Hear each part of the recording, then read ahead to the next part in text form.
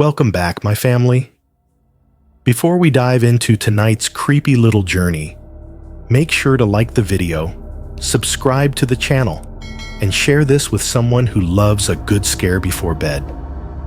I would love to know where you are watching from and what time it is for you right now. So drop it down in the comments and hype me up a little on YouTube. Now, get comfortable, dim the lights, and let us step into tonight's story. It is 1:48 a.m. in Columbus, and the apartment feels like it is holding its breath in intervals. The microwave clock glows a sickly green over the counter. The numbers are steady, too bright for how late it is, too confident. The fridge runs through one of its cycles, a low mechanical hum that fills the kitchen the way fog fills a street. When it stops, there is a pause where the silence presses in, and then the HVAC kicks on with a dull thump from somewhere in the ceiling, like a heavy fist on drywall. I stand at my kitchen counter with my phone face down beside the sink. My keys are in the ceramic bowl by the door, right where I always toss them, and I can still smell cold air on them. Outside my unit, the hallway carries that familiar apartment blend of carpet cleaner and someone else's late-night food, grease and onion, and something sweet. Every now and then, the bass from a neighbor's TV pushes through the wall, a soft, pulsing pressure, like a distant engine idling. On the table behind me is a dash cam box, still open. The foam insert is torn where I pulled the camera out, and the little plastic bags for the mount and wires are scattered like I got impatient and ripped into them. It looks guilty sitting there, like evidence I am not sure I want to have. The kitchen light is too white. It makes everything look flat and honest. That is the problem. Nothing about this feels honest anymore. Not after the night I am about to tell you. I did not start driving rideshare at night because I liked the dark. I started because the dark paid better, and because the city after midnight felt easier to predict than the city at noon. Daytime Columbus is full of variables, school zones, construction that appears overnight, people cutting across 3 lanes because they remembered a turn too late. After midnight, the roads thin out until everything feels like it has been simplified. The traffic lights do their slow, patient cycles over empty intersections. The storefronts go black. Even the air changes, cooler and sharper, like the whole place has been rinsed clean. My usual loop was nothing special, just familiar. Up Cleveland Avenue, where the streetlights line up like dull beads. Over to Morse Road, where the strip malls sit dark behind big glass windows, the kind that reflect your headlights back at you. A stretch near I-71, where you can hear the highway before you see it. That constant hiss, like the ocean, if the ocean smelled like exhaust and wet asphalt. Sometimes, I would cut down a side street through neighborhoods where porch lights burned over empty driveways, and the only movement was a curtain shifting behind a window. There were patterns to it. The same late-night fast food spots with their glowing menus and tired employees leaning on counters. The same gas stations with buzzing fluorescent lights that never fully stopped flickering. The same bus stops with nobody waiting. Benches slick with dew. A trash can tipped over like someone had kicked it hours ago and never bothered to fix it. And always the red lights. They felt different at night. During the day, a red light is a pause. At 2 a.m., a red light feels like a personal dare, like the city is watching to see if you are the kind of person who stops when nobody is looking. I was the kind of person who stopped. I had rules. Not the dramatic kind, not the kind people brag about, just small habits that made me feel like I had some control over what was, in reality, a job built on letting strangers into your car. The first rule was always the same. Doors stayed locked until I confirmed the rider. I did not care how annoyed it made people. If they walked up and yanked the handle before I rolled the window down, that was information. That was a sign. Second rule, keep a neutral voice. No jokes that could be misunderstood. No opinions. No questions that invited anything personal. I learned fast that the safest tone in a car at night is polite and flat, like customer service on autopilot. People want a driver, not a friend. And the ones who want more than that are the ones you should never encourage. Third rule, never argue. If someone wanted the heat up, I turned the heat up. If they wanted the window down, I cracked it. If they told me they knew a faster route, I smiled and said I would follow the GPS unless they preferred I changed it. Arguing in a moving car is always a bad trade. Pride is heavy. Survival is light. And then there were the places I avoided. Bars at closing time, when the sidewalk outside looks like the ocean right before a storm. All swaying bodies and sudden shouts. The sketchy motels off the freeway, where the parking lots are half lit, and there is always someone standing too still near a stairwell. Certain apartment complexes, where the numbers are hard to see and the corners are too dark, where you pull in and feel every eye behind every curtain. I knew those places. Most drivers do. You learn them the way animals learn where water is safe and where water is full of teeth. My car was not fancy. It was an older sedan with a steering wheel worn smooth in the spots where my hands rested. The fabric seats held onto smells the way old clothes do. Coffee, cheap fast food, hand sanitizer, the faint sweetness of air fresheners that never quite covered the truth. The dashboard had a rattle that came and went depending on the road surface, a thin plastic tremble that sounded harmless until you were alone at night and every sound became a message. The heater fan whistled on level 3. Not loudly, just enough to make a faint high note, like air squeezing through a narrow gap. I kept it on that setting in winter because it warmed the car quickly without blasting. But on quiet roads, that whistle could get into your head. It was the kind of sound you stopped noticing until it stopped, and then the absence made you look up like someone had called your name. There were other noises too, small ones that felt larger at night. The tick of the blinker, the soft clunk of the gear shift moving into drive, the click of the lock buttons when I hit them without thinking, the little creak of the driver's seat when I leaned back. All of it layered under the steady road noise, tires humming over asphalt like a low choir. That was the thing about driving after midnight. The city is quieter, but it is not silent. Silence is rare. What you get instead is emptiness, and emptiness changes your relationship with sound. When traffic hushes, small noises get loud. A soda can rolling under the passenger seat becomes an event. The faint buzz of a streetlight feels like it is right next to your ear. The sound of your own swallowing can seem aggressive, like you are doing it on purpose. I learned to listen, not because I wanted to be scared, but because listening kept me awake. I could tell the difference between a car that had been behind me for 1 block and a car that had been behind me for 5. I could tell when someone in the back seat shifted their weight, when they leaned forward, when they reached into a bag. I could tell when a passenger's breathing changed. You start noticing patterns in people the same way you notice patterns in roads. Normal passengers do normal things. They check their phones.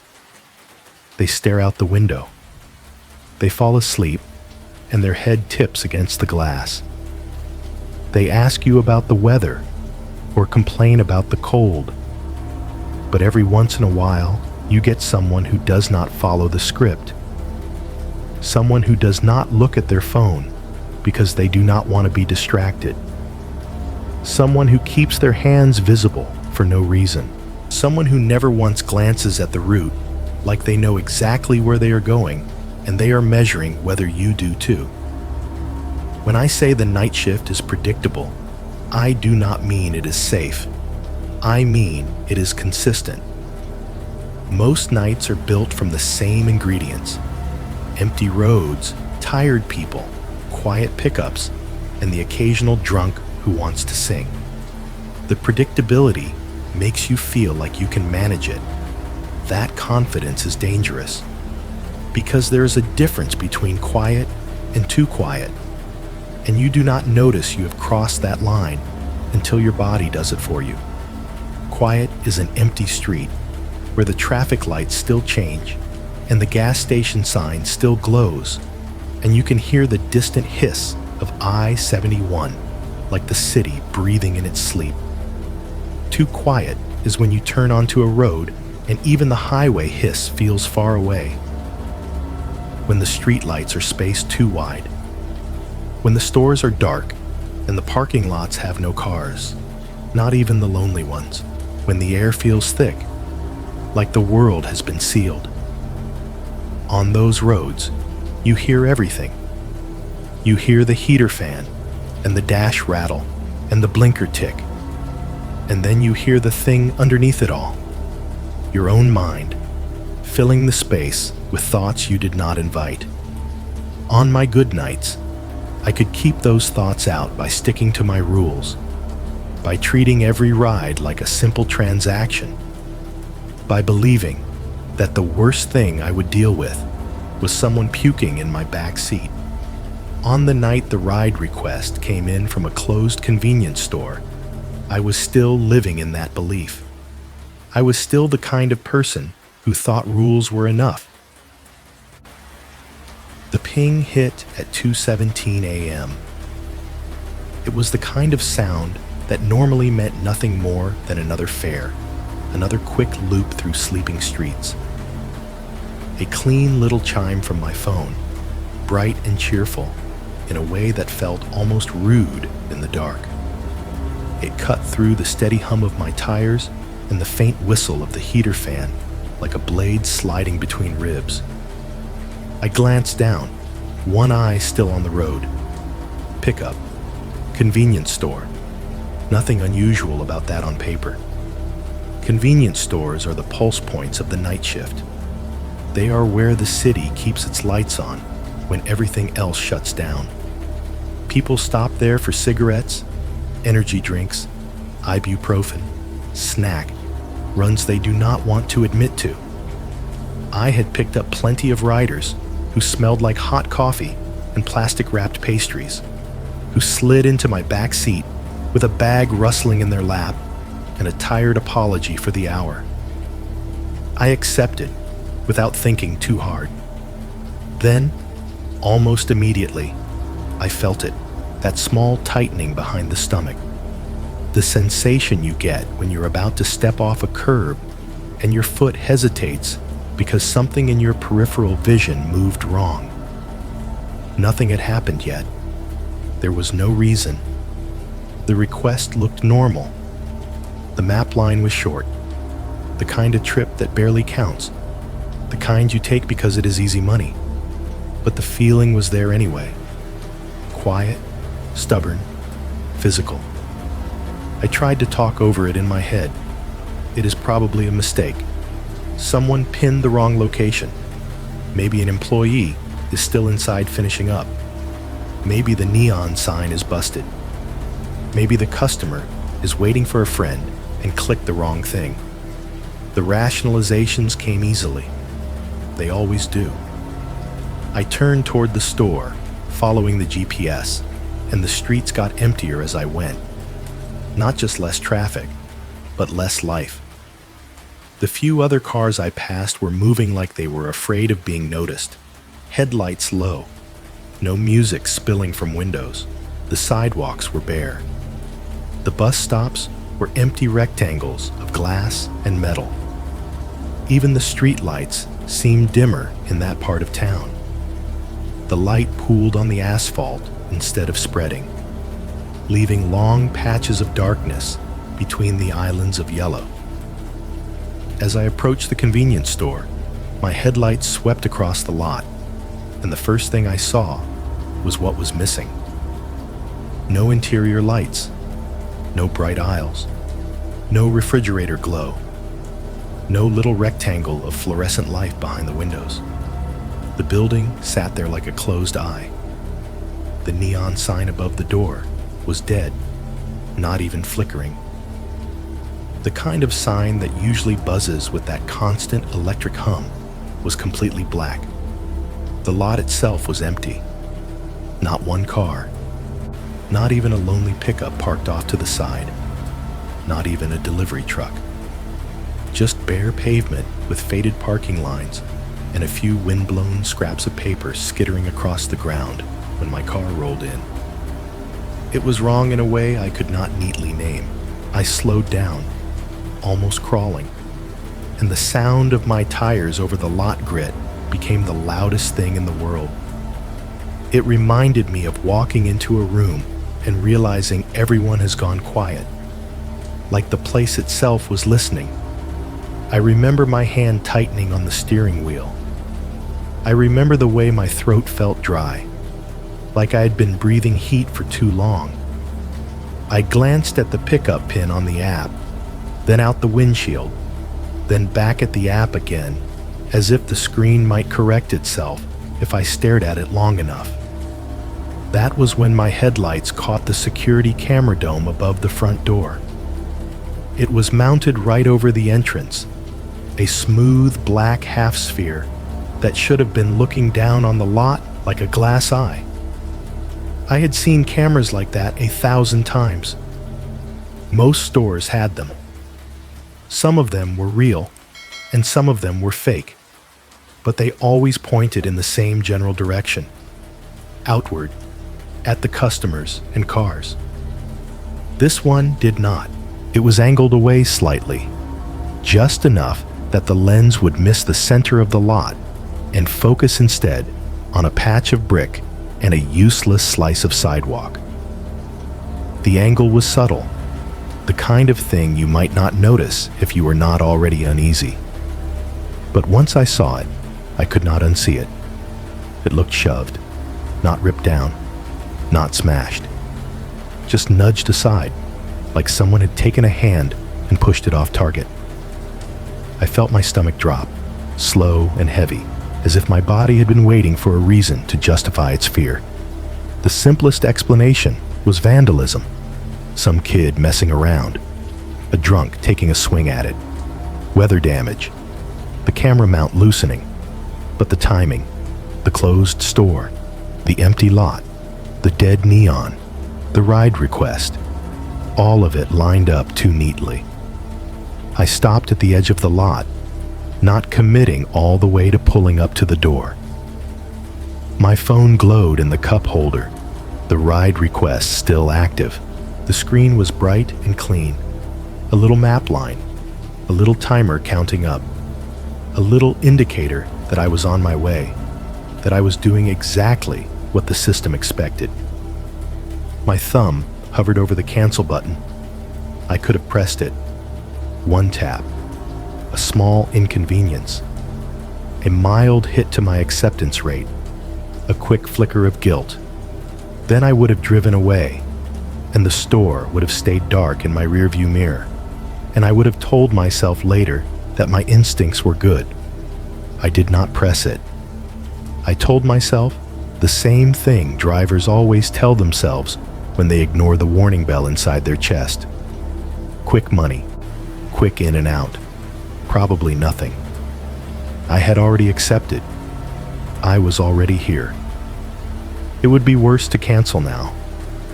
It is embarrassing to admit that the thought of feeling rude mattered to me in that moment.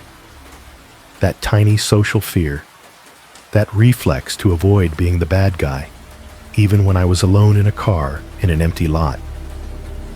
I rolled forward, the headlights pushed farther across the storefront, and shadows shifted along the building. For a second, I thought the lot was truly empty, that I had imagined the whole thing and would sit there awkwardly until the app marked it as a no-show. Then movement caught in the edge of my light.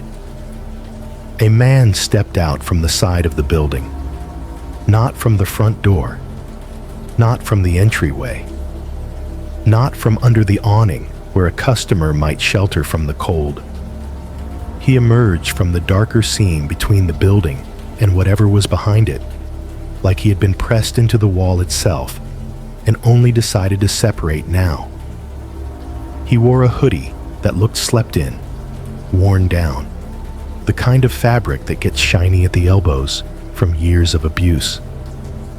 Even from that distance, I could see the sleeve damage, the ragged hole at the wrist, the frayed edge.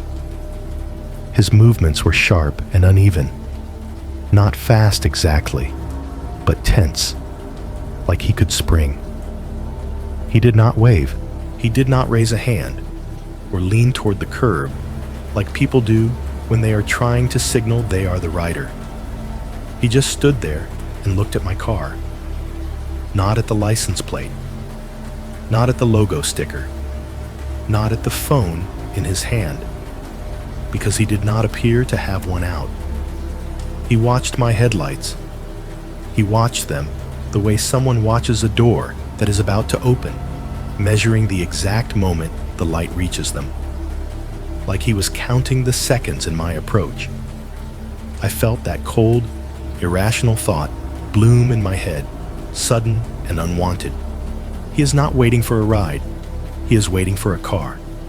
My thumb finally pressed down on the lock button without me thinking. The doors clicked, a small sound, but it was loud in the emptiness. The man did not react. He did not flinch. He did not look surprised or annoyed. He started walking toward the rear passenger side, and as he moved into the full wash of my headlights, I realized something else. He was already close enough that if I canceled now, he would see the brake lights change as I shifted and pulled away. He would know I had decided against him. He would know it, and he would remember it. My phone screen glowed between my hands like a confession. In the dark lot, with the camera pointed the wrong way and the neon sign dead, the app felt less like a tool and more like a leash. I swallowed, the sound loud in my own ears, and I waited for him to reach the door. He reached the rear passenger door without hurrying. The way he moved was what bothered me first. Not fast, not slow, just deliberate, as if the exact speed had been chosen for effect. He stopped close enough to my car that the light from my headlights threw his shadow up onto the storefront wall behind him, tall and warped. And for a second, I could not stop myself from thinking how empty the lot would look on camera if someone ever bothered to check it. Except the camera was angled away. He did not tap on the glass. He did not wait for me to roll the window down. He did not do the normal little performance of identifying himself. No, "Hey, are you my driver?" No checking his phone and squinting at the plate like he was embarrassed. He just reached out and tried the handle. It did not open because my doors were locked. For a beat, he simply stood there with his hand still on the handle, like he was waiting for the world to correct itself. The silence in the car was so thick I could hear the faint click of my blinker as it canceled itself from my last turn. A small plastic sound that suddenly felt like it carried meaning. I should have canceled then. I should have driven away. I know that. Instead, I did something worse than either of those things. I unlocked the doors. The lock mechanism clicked, and the sound made my shoulders tighten. Immediately, the door swung open, and he slid into the back seat without looking at me, without asking, without greeting. It was smooth, practiced. Like he had done this 1,000 times, like this was his routine. The door closed behind him with a soft, final thud that sounded too loud in the empty lot. The smell came in with him. Not the normal smells of a person coming from outside in winter. This was damp fabric and stale tobacco, but also something sharper underneath. A metallic note that made my nose itch. The air in my car changed the way water changes when you drop a coin into it. Subtle, but undeniable. I kept my eyes forward, pretending the windshield had something urgent to show me. "Child lock," he said. 2 words. No please. No question mark in his voice. For a second, I did not understand what he meant. Then my brain caught up, and I realized he was twisting the interior handle experimentally, the way someone does when they want to step out mid-ride. When it did not open immediately, he made that sound again with his mouth. A dry little click of annoyance. "Child lock's on." My throat tightened. I did not usually keep it on, but sometimes, late at night, I flipped it without thinking, because I did not like the idea of someone opening the door while the car was moving. It was a small safety habit, one of those rules you do not even realize you have until a stranger calls it out. The fact that he knew to check it, that he knew exactly what it was and how it worked, told me something I did not want to know. He had dealt with drivers before, not as a passenger who only rides once in a while, as someone familiar with the inside of other people's cars. Too familiar. "I can turn it off," I said, voice neutral, the way I had trained myself. "Do it." The tone was not loud. It did not need to be. It was the same certainty I had heard in his voice before he even spoke. A confidence that felt older than the situation, like he had been confident in a lot of places where other people were scared. I reached back with one hand, feeling along the edge of the door panel until my fingers found the small switch. My skin tingled with awareness as I leaned my shoulder slightly away from him, instinctively creating distance even inside a car. I flicked the switch. There was no thanks, no acknowledgement, just a faint exhale through his nose, as if he had corrected a mistake. My phone screen glowed in the cup holder, the ride still active, the map line waiting. I told myself that if I started moving, if I got back onto the road, things would normalize. Movement creates the illusion of progress. It makes you feel like you are leaving danger behind, even when danger is sitting 2 feet from your spine. I shifted into drive and rolled out of the lot. The store fell away behind us, dark and faceless. The dead neon sign vanished from my mirrors. For a moment, I almost felt relief. Then I checked the rear view. He was staring straight at me, not at my ears, not at the back of my head, at my eyes, through the mirror, fixed and unblinking, like he was trying to pin me in place with attention alone. I have had passengers watch me before. Drunk people do it sometimes, leaning forward, telling you their whole life story as if you are their therapist. Angry people do it when they think you are taking the wrong route. But this was different.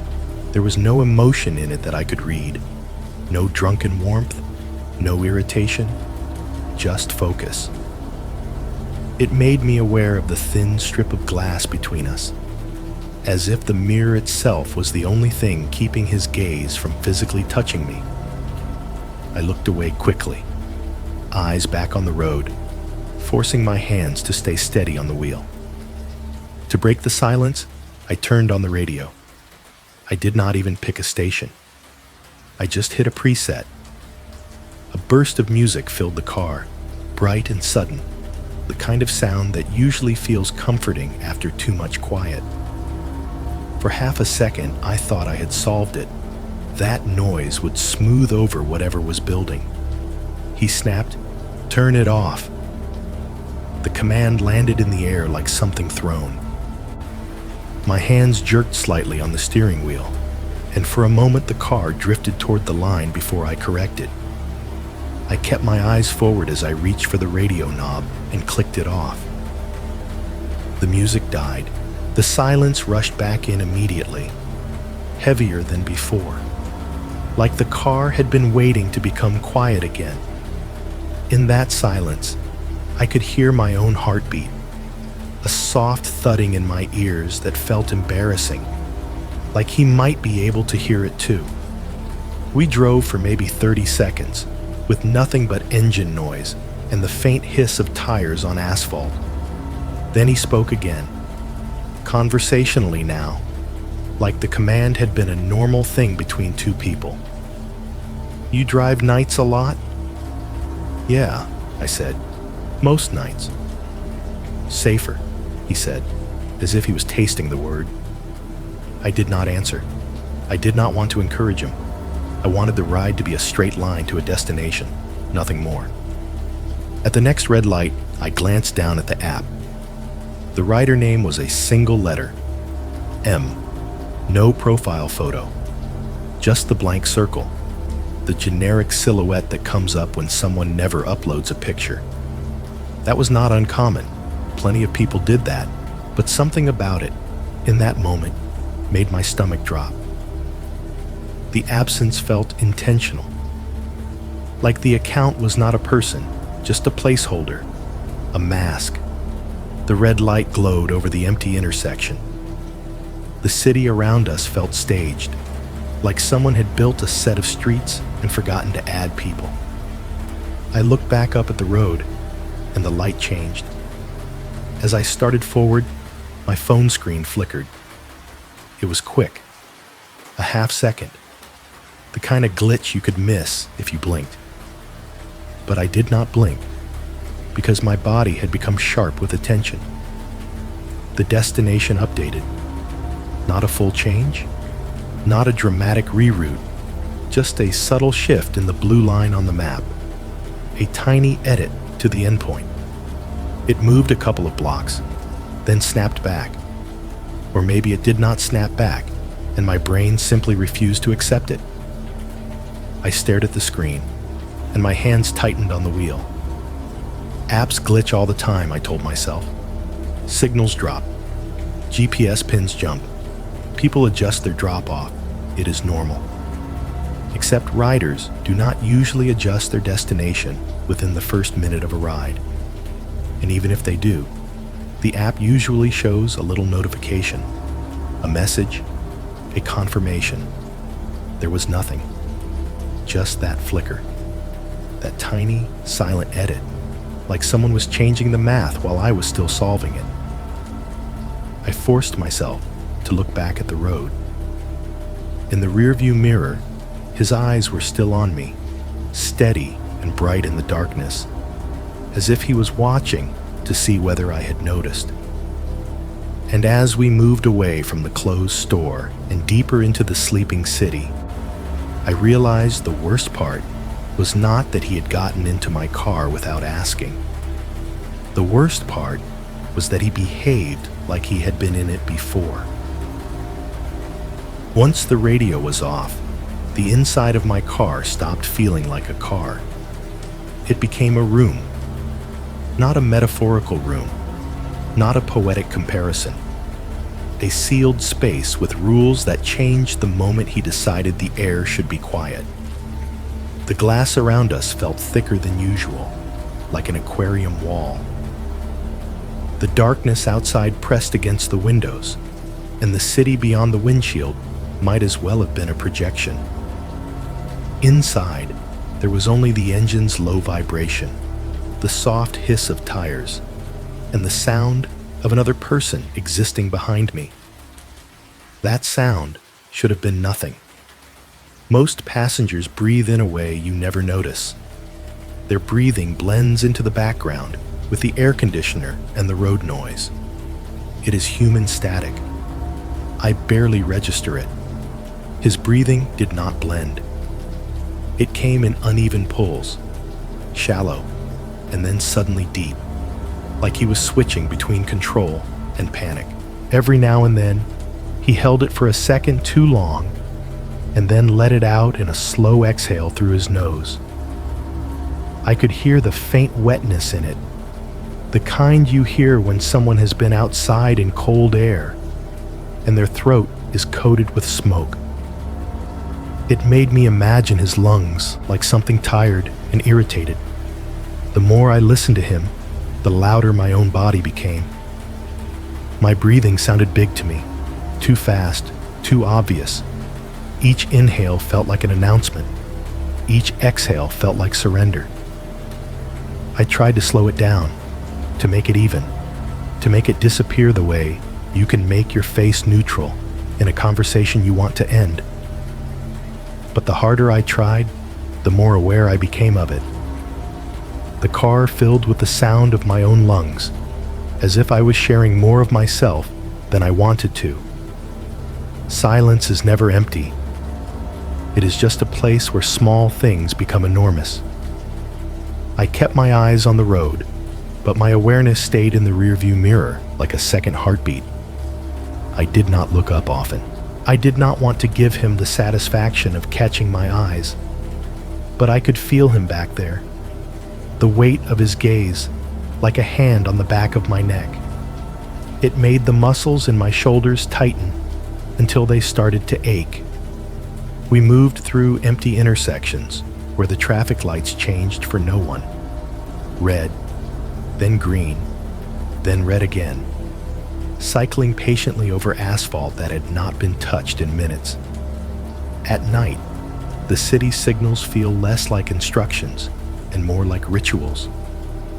They keep performing their little routines, even when the audience is gone. Street lamps flickered in a tired pattern, the kind that makes you think of insects circling a porch light.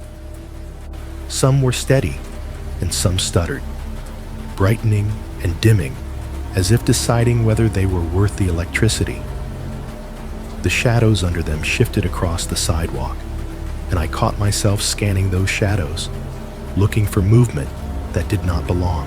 I passed a billboard with a half-lit face on it, the corner of the sign buzzing with a dying fluorescent hum. It made a faint electrical crackle as my car rolled by, the kind of sound you only hear when the rest of the world is quiet enough to allow it. For a second, that buzz became the loudest thing in my environment, and I was grateful for it. It gave my brain something else to hold. Then it was gone, and I was back in the room with him. He kept glancing over his shoulder. At first, I thought he was looking out the side window. Then I realized he was looking through the rear window, past the headrests, past the faint reflection of my dashboard lights on the glass, like he expected headlights to appear behind us at any moment. He did it quickly, sharp movements, like a tick he could not stop. A look, then forward again. A look, then forward again. He did not stare back there. He checked it, the way you check a lock to make sure it is really locked, even though you already know you turned the key. Each time he did it, my stomach tightened a little more. It made me think of pursuit, of someone running from something. It made me think of a man who had stepped out from the side of a closed store, not because he was waiting for me, but because he had been hiding, listening, timing. My hands started sweating against the steering wheel. The wheel's worn texture felt slicker than usual. I adjusted my grip, palms shifting, trying to make it look casual. The smell of hand sanitizer was still faint in the car from where I had used it earlier. and now it mixed with the tobacco smell coming off him in a way that made my throat feel raw. My jaw was clenched without me realizing it. My teeth felt sore, as if I had been chewing on something hard. I forced myself to loosen my mouth, to let my tongue rest. That small attempt at control made me aware of something else. My knee was bouncing against the console, a nervous habit. I stopped it immediately, like a child caught fidgeting in class. Then, because my brain is cruel, I wondered whether he had noticed, whether he would interpret it as fear, whether he liked that. The road noise changed as we turned onto a stretch where the asphalt was older, rougher, and the tires started humming louder. The sound rose in pitch, a steady vibration that made my teeth feel it. I focused on that sound, using it like a rope to hold myself in place. He shifted in the back seat. The fabric made a soft rasp. I heard it clearly, too clearly, like the car had become a microphone for everything he did. My phone sat in the cup holder, face up, the map glowing dimly, the route line steady now. I kept glancing at it in quick downward flicks, like a nervous person checking a watch. The destination was still set. The time estimate held. The little arrow icon, representing my car, crawled along the blue line as if nothing strange had happened. But I could not shake the memory of that flicker. That half second of the route, changing and snapping back, like a hand reaching in and moving pieces on a board. The app did not show any message. No rider updated destination. No notification. Just the quiet edit. As we passed another empty intersection, the world outside the car looked staged again. Closed storefronts, dark windows, the occasional street sign reflecting my headlights back at me like white bones. A stray shopping cart sat tipped on its side near the curb. A plastic bag drifted across the road and snagged on nothing, then slid away. The city felt hollow, like something had been scooped out of it. And inside my car, the silence thickened. I realized I was listening for something specific. Not the police, not sirens, not a crash. I was listening for the moment he stopped breathing, because sometimes, without meaning to, he would hold his breath for a second or two. And in that tiny gap, the entire cabin felt altered. Like the air had been taken and replaced with something heavier. Like the room wanted to know what would happen next. I did not want to look in the mirror again, but my eyes did it anyway. A reflex as old as driving. A quick glance, the way you check your blind spot. For a split second, my gaze met his. He was not looking out the window. He was not watching the road. He was looking directly at me, waiting, as if he knew the exact moment I would brake and check. I jerked my eyes back to the windshield. My heart kicked once, hard enough to make my breath catch. My hands tightened on the wheel again, and the steering column creaked softly under the pressure. Behind me, he shifted and breathed out, a long, low exhale that sounded almost satisfied. Then very quietly, almost conversationally, he spoke. "Keep going." He had not said anything about stopping. He had not told me to turn. There was no reason to say it. That was what made my skin prickle. It was a reminder, a subtle claim, a way of telling me that the motion of my car belonged to him now, that my job was not to drive but to obey, to continue, to move forward through empty streets while he decided what the silence would mean. I nodded without thinking, a small motion he could not even see. The heater fan whistled faintly on level 3, a thin high note in the quiet. I listened to it, and I listened to his breathing. and I tried not to imagine the camera dome above the closed store door, angled away, blind on purpose. And I could not stop thinking the same thought, over and over, in the rhythm of my tires on the road. This conversation does not fit. This man does not fit. And the worst part was that he was acting like he had all the time in the world. He waited until we were far enough from the store that I could not pretend it had been a simple mistake. That was how it felt, at least. Like he wanted distance between the place where he appeared and the place where he began speaking. Like the darkness behind us needed time to settle back into itself before he started rearranging the air inside my car. The streets were still empty. The traffic lights still changed for nobody. My headlights kept sweeping across street signs and dead storefronts, each one reflecting back for a second and then disappearing. The city looked normal if you did not stare at it too hard. Inside the car, the room stayed sealed. I tried to focus on the small tasks of driving. Keep lane position, watch speed, check mirrors the way you were supposed to. Do not drift toward the curb. Do not look guilty. I was doing fine until he spoke. It was soft, almost calm, like he was asking about the weather. The tone was so casual, it took me a second to realize the words themselves were wrong.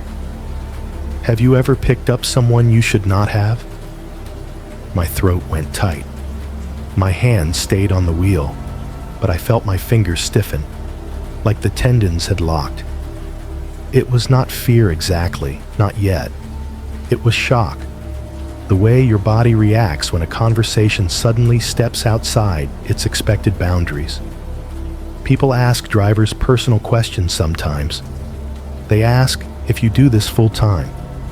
They ask if you have had any crazy rides. They ask if you like driving at night. They want a story they can take with them, something to fill the silence. But this was not crazy rides. This was a question shaped like a confession. I let out an awkward laugh before I could stop myself.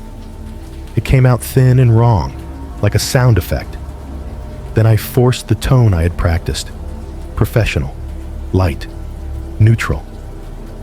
Well, I said, like I was humoring him. I hope not. I wanted the words to land gently. I wanted them to close the door he had opened. They did not. He did not laugh. He did not react at all. He just sat back. And for a moment, there was only the road noise and that faint whistle from the heater fan. And then he muttered something under his breath that I could not make out. It sounded like a sentence broken in half, like a thought he did not want to share with me yet. Then, as if we were already deep into a conversation I had missed, he started talking about how he used to drive rideshare too. It should have been a comforting detail, familiar, relatable, the kind of thing that makes you relax because you think, okay, this person understands the job. They know what it is like. It did not feel comforting. It felt like he was telling me he knew the rules of the room. Yeah, he said, voice still soft. I did it for a while. Night runs too. You get it. You know what kind of people you pick up. I did not answer. I just kept driving, eyes fixed on the lane lines, on the reflective paint that seemed brighter against the black road. He talked about punks stealing stuff from his car. The words were rough, casual, like he was telling a story he had told before. He described the theft in broad strokes. People leaving crumbs, leaving wrappers, taking his charger, taking his change, taking his time. He called it disrespect. He said it like it was the worst thing you could do to someone. While he talked, I glanced in the rearview mirror once.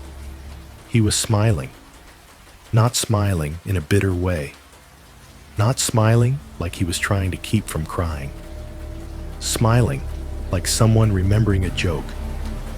His mouth was curled just slightly at the edges, that private expression people get when they think they are right about something. The sight made my skin crawl. A normal person does not smile like that while talking about being wronged. They frown. They get angry. They shake their head. They do not wear an expression that looks like satisfaction. I looked away quickly, forcing myself back to the road, and I realized my jaw had clenched again. I tried to relax it, and my teeth felt sore, like I had been grinding them. He kept talking. As he spoke, it became clear he knew too much about how drivers behave. Not just the basic stuff you could guess, specific habits, specific choices. "You know how you do that thing," he said, almost amused. "You glance at the mirror like you are not glancing, like we do not notice, like we cannot tell when you are checking to see if we are looking at you." My stomach tightened. "You keep your voice all flat," he continued. "Customer service voice, real polite. You do not say no. You just redirect. You do it without thinking. It is training." I swallowed, and the sound of it felt loud. My hands were sweating again, making the wheel feel slick. I adjusted my grip, careful not to do it too sharply. "And you know where you do not stop," he said. "You know those spots. You are driving and you see a certain motel sign or a certain alley, and you are like, yeah, no. You keep going. You do not pull over for anyone. Not for some dude waving. Not for somebody yelling. Not unless you see lights." He said lights with a strange weight, like the word meant something more than it should. I felt a wave of cold pass through me, slow and spreading, because I knew he was right. I knew he had just described my own thinking. The way I decide in seconds whether to engage or keep moving. The way I scan parking lots for movement. The way I keep my doors locked until the last possible moment. He was not guessing. He was reciting. He was sitting behind me and describing my job like he had been in my seat. I tried to keep my voice steady. "Yeah," I said, forcing a small laugh again, like this was just an interesting conversation. "You learn the patterns." He made a sound in his throat, almost a chuckle. It was soft, dry, not friendly. "Patterns," he repeated, as if the word amused him. We passed another empty intersection. The traffic light above us was green, but there was no cross traffic, no other headlights, no pedestrians. The green light felt wasted, glowing for nobody, and the emptiness made the car feel even more isolated, like we were the only moving thing in the city. Then my phone vibrated. It was a sudden buzz in the cup holder, a sharp, frantic little tremor, like a fly trapped under a glass. I had my phone on silent. The screen did not light up in a way that would make sense. It was not a call. It was not a text. It was that short, hard vibration of an app alert. It should not have happened mid-ride. During a ride, the app usually stays quiet unless the rider messages you or the route updates. You do not get random alerts. Not like that. The vibration stopped, and the silence rushed in again. My eyes flicked down instinctively. For a fraction of a second, the screen showed something that looked like a notification banner. Then it vanished before I could read it, like the phone had decided it did not want me to see, like someone had tapped it away. I looked back up immediately, heart thudding faster. The road was still straight, still empty. The lane lines still reflecting back in my headlights like faint bones. Behind me, he breathed out slowly. Then he spoke, as if he knew exactly what my phone had done. You get those little alerts, he said, voice calm, almost intimate. They always show up at the worst time, right when you're trying to focus, right when you're trying to pretend everything is normal. My fingers tightened on the wheel. There was no way he could have seen my phone from where he sat, not without leaning forward, not without the screen reflecting, not without something else. I did not look in the mirror, but I felt his smile in the air anyway. He continued his story about being stolen from, about being disrespected, and the whole time his voice stayed soft, steady, like he was not angry at all. Like anger was not the point. Like he was just laying out information. Like he was showing me, slowly, that the room we were in belonged to him. And in the quiet that followed his words, the only sound was the faint whine of my heater fan and the steady, uneven rhythm of his breathing, as if he was waiting for me to understand what the question had really meant. Have you ever picked up someone you should not have? He was not asking. He was telling. The thing about fear is that it tries to make a story for you. When someone strange gets into your car at night, your brain reaches for the easiest explanation the way a hand reaches for a railing. He is high. He is drunk. He is mentally ill. He is just awkward. He is harmless, just intense. If you can label it, you can file it away. If you can file it away, you can keep driving. For the first few minutes of that ride, I kept reaching for those labels. He moved jerky, like his nerves were on fire. He smelled like tobacco and cold rain. He stared too long. He demanded silence. It would have been simple to decide he was on something, and that my job was just to get him from point A to point B without provoking him. But the longer he talked, the more the labels slid off. He was not rambling the way drunk people ramble. He was not losing his train of thought. He did not forget what he had just said.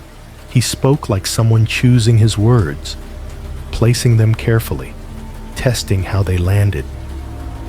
Even the pauses felt controlled.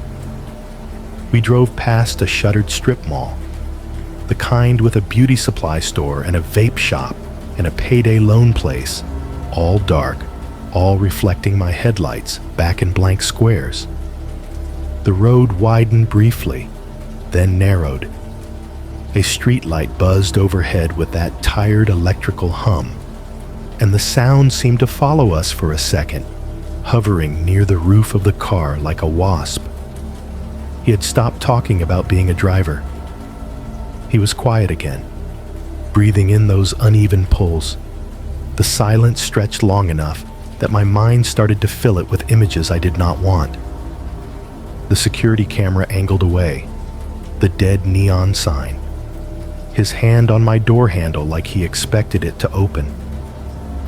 I focused on the GPS line glowing on my phone. The blue route was clean, confident. It promised a destination like a guarantee. Then he spoke, and the sentence he chose felt like a key turning in a lock. "It is funny," he said, "how much trust you put in someone sitting right behind you." The words were simple, almost cliché. I had heard versions of that thought before in articles about rideshare safety, in conversations between drivers, in late-night jokes about how easy it would be for someone to do something if they wanted to. But coming from him, in that sealed room, it did not sound like an observation. It sounded like a reminder. My fingers tightened on the steering wheel. The worn leather creaked faintly. I felt my pulse speed up in my wrists, a fast tapping against bone. The fear in me shifted, not higher, not lower, sharper. Because the sentence was not about trust as an idea. It was about trust as a choice I had already made, a choice I could not undo while we were moving. He let the line hang there for a moment, And then he made a small sound in his throat. Not quite a laugh. You know, he added, you do not even think about it most of the time. You just do it. You let people in. You drive them around. You act like nothing could happen. My mouth felt dry.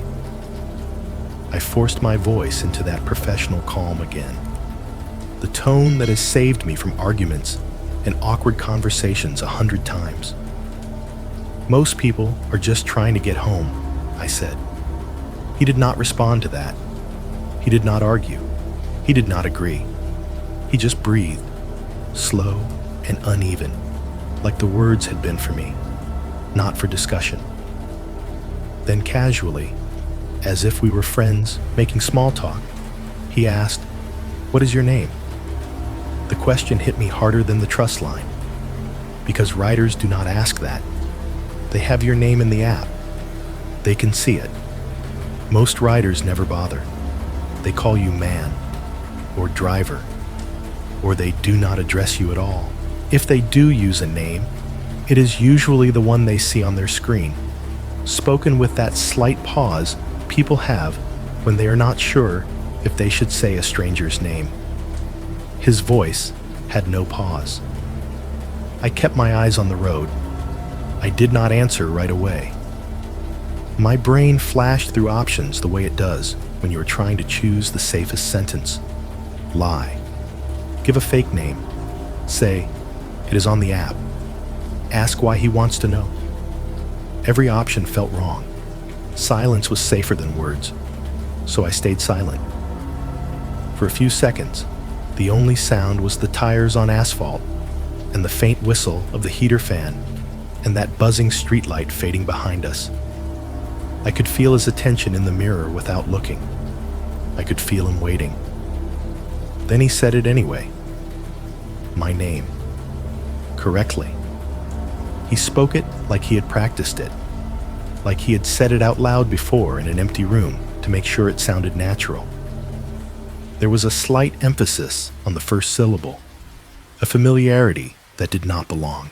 My whole body went cold in a single wave, not metaphorically. It was like the temperature inside the car dropped a few degrees. My skin tightened across my arms. The sweat on my palms felt suddenly icy. I did not have my name displayed. I never do. Most drivers keep their name visible because it helps riders feel comfortable. But I learned early that my name is not something I want strangers using. I keep it off my windshield. I keep my profile as bare as the app allows. I do not wear anything with a name tag. I do not introduce myself unless someone asks, and even then, I keep it casual. I do not give people more of me than the transaction requires. So when he said my name, it did not feel like he had read it. It felt like he had known it. I felt the first true cold of the night settle into my chest and stay there, heavy and unmoving. My mind tried to scramble back to the easy labels again. Maybe he saw it on the app earlier. Maybe the app reads it out loud sometimes. Maybe I forgot that I had updated something. But none of that fit the way he said it. None of that fit the timing. None of that fit the fact that he asked first, waited for my silence, and then delivered my name like a punchline. He was testing me, seeing how I would react, seeing if I would flinch, if I would answer, if I would argue.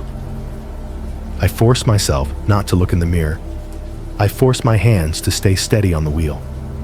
I forced my voice to come out level, even though my throat felt tight. "How do you know that?"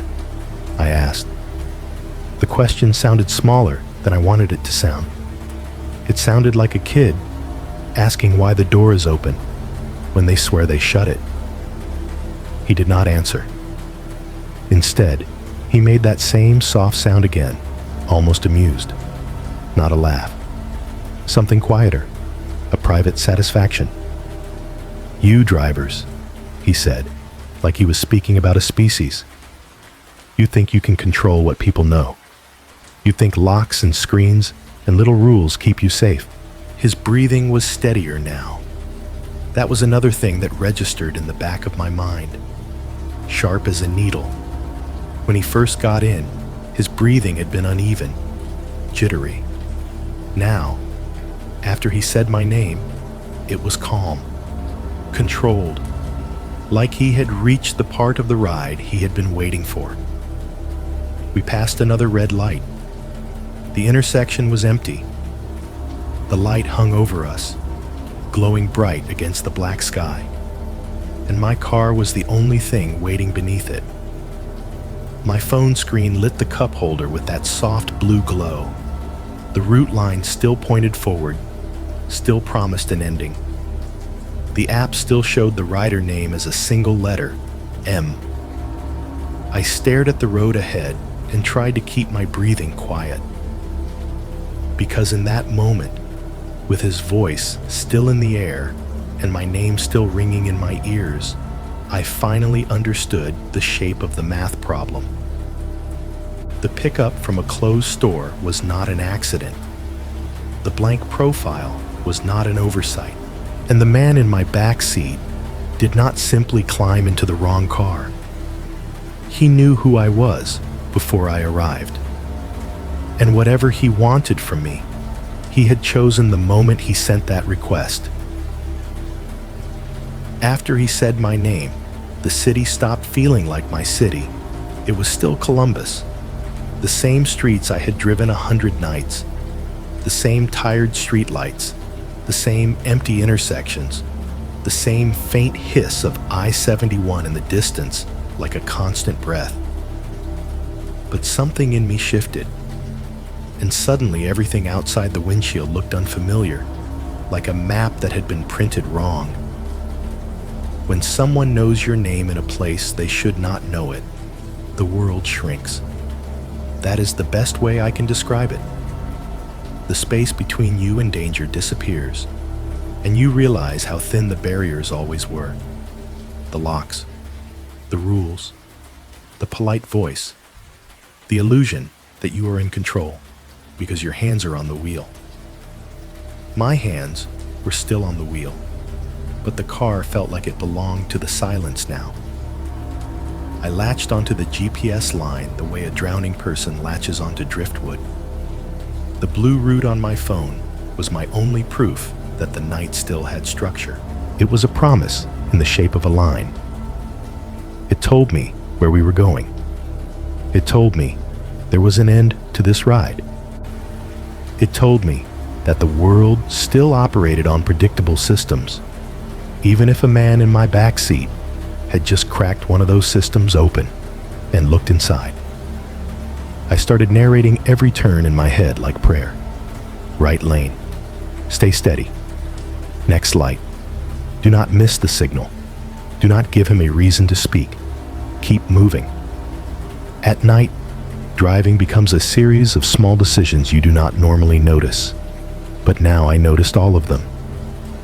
My mind clung to each one, squeezing it hard, as if precision could protect me. The city moved past in slow, empty slices. We passed a strip mall, with all the storefronts dark. The big glass windows reflected my headlights back at me, turning into blank mirrors. A sign for a nail salon glowed faintly in one corner, half lit, like the last ember of something that had burned out hours ago. The parking lot was empty, except for a single shopping cart pushed up against a curb, its metal frame catching light and throwing it back in small, cold flashes. Across the street, a laundromat sat closed with its metal gate pulled down. The open sign inside was off. The place looked sterile and abandoned, like a room built for routine that no longer had anyone to serve. I thought about how the machines inside would be silent, drums still, lint traps full, quarters sitting in slots. The image made my skin prickle, not because it was scary on its own, but because it matched the feeling of the night. Closed, stopped, hollow. A gas station appeared ahead, and for half a second I felt relief. Gas stations are anchors. They mean lights. They mean cameras. They mean someone awake behind a counter, even if they are bored and half asleep. For a moment, I imagined pulling in, stopping under the canopy, asking for help in a casual voice. Then I saw the details. Only one pump light was on, glowing weakly like a dying candle. The rest of the canopy lights were out. The convenience store portion was dark, except for a single strip of fluorescent light near the back, flickering. The lot was empty. No cars at the pumps, no cars in the spaces. The sign by the road was lit, but missing half its numbers, the price digits blacked out. It looked like a place that wanted to be open, but could not fully manage it. My relief dissolved into something colder. I kept driving. The heater fan kept its faint whistle on level 3. The dashboard rattle came and went as the road surface changed. The tires hummed. My blinker ticked when I signaled, the sound sharp in the quiet like a clock counting down. Behind me, he was quiet. That was another thing that changed after he said my name. He stopped filling the air with talk. He stopped describing drivers and trust and patterns. He sat back as if he had reached a point of satisfaction. The quiet should have been a relief. It was not, because now I could hear him more clearly. I could hear the way he shifted his weight, the soft rasp of hoodie fabric against the seat, the occasional faint sniff, like his nose was running from cold or smoke. And under all of that, I could hear his voice when he spoke to himself, barely audible. "I did not mean it," he whispered. He said it once, then again, softer the second time. He did not say it to me. He did not angle his voice forward. It was directed inward, like a rehearsal for a confession, like someone practicing the words they planned to say in a room with bright lights and a recorder running. I did not mean it. Each time he repeated it, my stomach tightened more. My mind tried to attach the words to something concrete, a fight, an accident, a theft, a bad decision. But the words were too vague, and the tone was too controlled. It did not sound like regret. It sounded like preparation, like he was deciding how he would explain himself, if he ever had to. I kept my eyes on the road and my attention on the GPS line. My phone's glow filled the cup holder, the map steady, the destination fixed. I watched the little arrow icon move along the route as if it was proof of safety. At the next intersection, the light turned red, and I stopped. There were no other cars waiting, no cross traffic. The red light hung above me, bright and lonely. My brake lights painted a faint red on the pavement behind us, and I suddenly became aware of how visible we were in that moment. A car stopped under a light is a target. A stationary car is a chance. I could feel him behind me, not moving, not speaking, just there. The silence inside the car thickened until it felt like pressure in my ears. I swallowed, and the sound was loud, a wet click in the back of my throat. I hated that he might hear it. I hated that my body betrayed me with noises I could not control. In my imagination, I heard the crackle of a police scanner. It was not real. My car did not have one. But my brain produced it anyway. That faint, static, and clipped voices. Because I wanted the presence of police to exist somewhere in the world, even if it was only in my head. I wanted to believe there were systems awake in the night, that there were people listening. The light turned green, and I drove forward again. For a few minutes, the tension dipped. It was a small drop, not enough to relax, but enough to make me feel the difference. The road opened up slightly. The lanes widened. The street lights became more consistent. The environment looked less like an abandoned set and more like an actual city. The highway hiss grew louder as we got closer to I-71, that constant distant sound like water running in pipes. I told myself the worst part had passed. Maybe he had just been trying to scare me. Maybe the name thing was a coincidence. Maybe he had read it off something I forgot I left visible. Maybe the destination flicker was a glitch. Maybe the closed store request was just a mistake. My mind reached again for labels. It tried to file him away.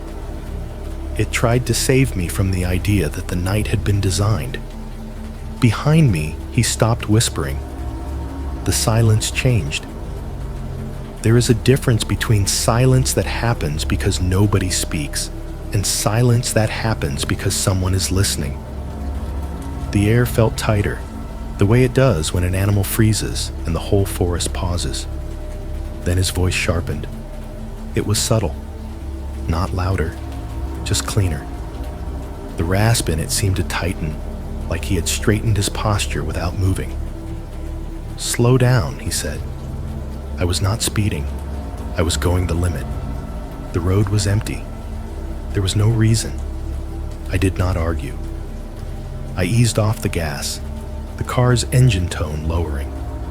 In the rearview mirror, I saw his head tilt slightly, like he was evaluating my response, like he had said it just to see if I would obey. That is when I understood the brief calm had not been real. It had been a pause. A moment where he let me breathe so that the next part could land harder. My hands sweated again. The steering wheel felt slick. The GPS line glowed in my peripheral vision, steady, calm, lying to me with its certainty. He breathed out, slow and controlled, and I heard the faintest hint of a smile in his voice when he spoke again. "Yeah," he said softly, almost to himself. "That is better." And as the city slid past outside an empty flickering light, I realized I was no longer driving toward a destination. I was driving inside a conversation I did not understand. And the only thing I had left to hold on to was the blue line on my phone, a lifeline drawn by an app that had already flickered once, like it was willing to be rewritten. A few blocks later, the GPS told me to stay straight. The blue line was clean and confident, the little arrow icon sliding forward like nothing in the world had changed. The next turn was still ahead, clearly marked, with a countdown distance that ticked down in neat white numbers. It was the kind of instruction I loved at night because it removed choice. It made the drive simple. Do this, then this, then this. I clung to it. My eyes flicked between the road and the map. The street signs blurred by in my headlights. A chain link fence ran along the right side for a stretch, the metal catching light and throwing it back in little flashes. Beyond it, dark shapes of warehouses sat like sleeping animals, their loading docks empty, their bay doors shut. The air near the highway had that particular smell, a mix of exhaust and cold concrete. I could hear I-71 more clearly now, that steady, distant hiss like water running through a pipe. Behind me, he shifted. Not a big movement, just enough to remind me he could move whenever he wanted. Then his voice cut through the sealed room. "You missed it." The words were flat and certain. No hesitation, no question. For a split second, I thought maybe I had. My brain did that stupid thing it always does under pressure. The thing where it doubts itself first, before it doubts the person threatening it. I glanced at the GPS again, quick and sharp. I had not missed anything. The route was still straight. The turn he would need was still ahead. The app was not recalculating. There was no rerouting banner. No change in the blue line. It was clear as a ruler. "I think we're good," I said, keeping my tone light, professional. "The GPS shows the turns coming up." There was a pause. In that pause, the heater fan's faint whistle sounded too high, too thin. My blinker ticked from a lane change, then stopped. The road noise filled the gap, tires humming. Then he leaned forward slightly. I could not see him directly, but I felt the change in the air. The way you feel someone shift closer behind you, even without looking. "No," he said, and the word landed heavier. "You missed it. Pull over." My fingers tightened on the wheel. My throat went dry again. I felt the immediate, irrational desire to say yes, to obey, to avoid conflict. That part of me that wanted to survive by being agreeable rose like a reflex. But another part of me, colder and sharper, wanted to keep moving. Keep moving, keep moving, keep moving. Movement was safety. Movement meant he had less opportunity to do whatever he might be thinking. "I can't pull over right here," I said, still using the customer service voice, the one that sounds reasonable even when you're terrified. "There's not much shoulder." "There is," he said, and now his voice had an edge, a pressure underneath it. "Take that road." He meant the side road that ran parallel to the highway, the one I could see coming up on the right. It was darker than the main street, a narrow strip of pavement that dipped behind the warehouses and disappeared into a line of trees. No streetlights, no storefronts. Just a service road used by trucks and employees. The kind of road you do not take unless you have a reason. The GPS did not indicate it. The blue line did not even acknowledge it. I kept driving straight for another second, pretending I had not heard him clearly. A small part of me hoped he would let it go. Hoped he would sigh and settle back, and we would continue toward the destination on the screen. His voice sharpened.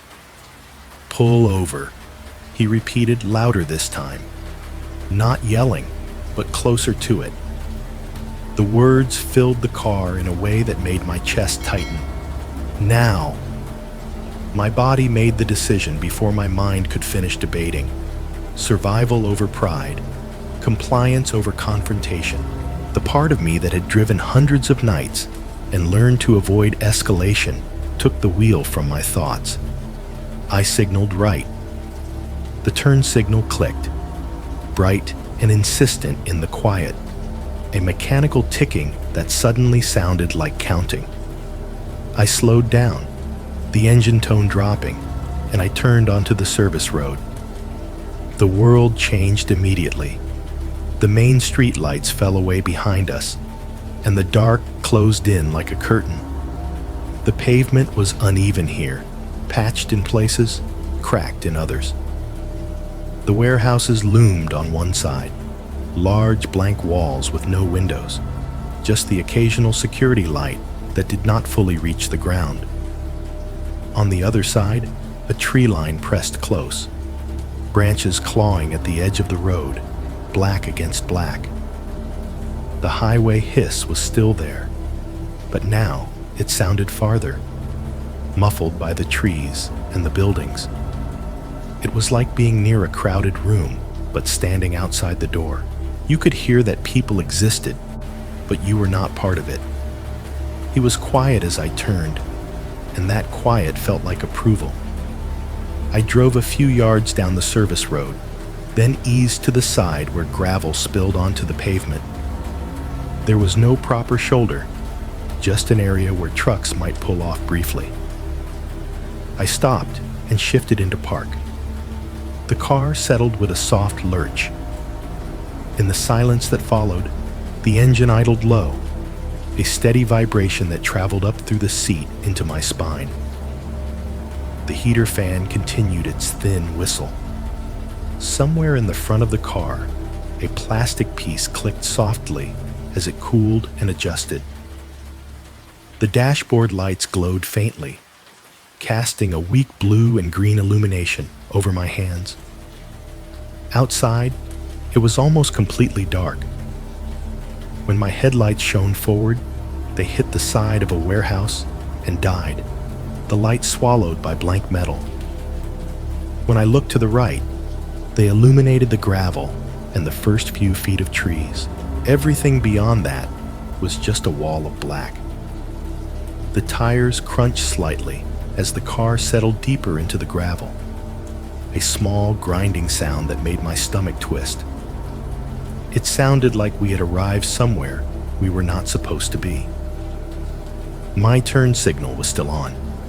Click, click, click. The sound did not feel like a signal anymore. It felt like a heartbeat, too steady and too loud. I shut it off. The click stopped, and the silence that replaced it felt worse. The absence was immediate, like someone had pulled a plug. For a second, there was nothing but the engine's low idle and the faint distant hiss of the highway, and in that gap, I became violently aware of how alone we were. He did not move right away. I waited for him to open the door and leave. That was what my mind wanted. That was the simplest outcome. Pull over, let him out, watch him disappear, and then drive away shaking. Instead, he leaned forward slightly, and I felt his presence closer behind my seat. "Good," he said softly, as if I had done something right. My mouth tasted like metal. My palms were slick with sweat. I kept my eyes forward, staring at the blank wall of the warehouse, illuminated by my headlights. I forced my hands to stay on the steering wheel because I did not know what else to do with them. "You're going to wait," he said. It was not a request. It was another instruction, delivered with that same certainty, the same calm confidence that made everything feel pre-planned. I swallowed, the sound loud in my own ears, and I realized I had crossed a line. On the main road, I was a driver. In traffic, there are rules. There are witnesses, even if you cannot see them. There's always the possibility of another car, another person, a street light, a camera. Here, behind warehouses and trees, the world felt unobserved. And sitting behind me, in the sealed room of my car, was a man who had already proven he could make the rules shift without warning. The engine ticked softly at idle, the sound of metal cooling and contracting. Outside, the darkness held steady. And in that steady dark, I waited, because my body had chosen survival. And survival at that moment meant doing exactly what he told me to do. The longest part was not the fear. It was the waiting. My car sat half on gravel, half on broken pavement behind the warehouses, headlights aimed at a blank metal wall that reflected the light back in a dull, exhausted glow. The engine idled low, a steady vibration that made the steering wheel feel alive beneath my hands. The heater fan whispered its thin note on level 3. Outside the cone of my headlights, the trees were just black shapes pressing close to the road. He sat behind me and did not move. I could hear him breathing.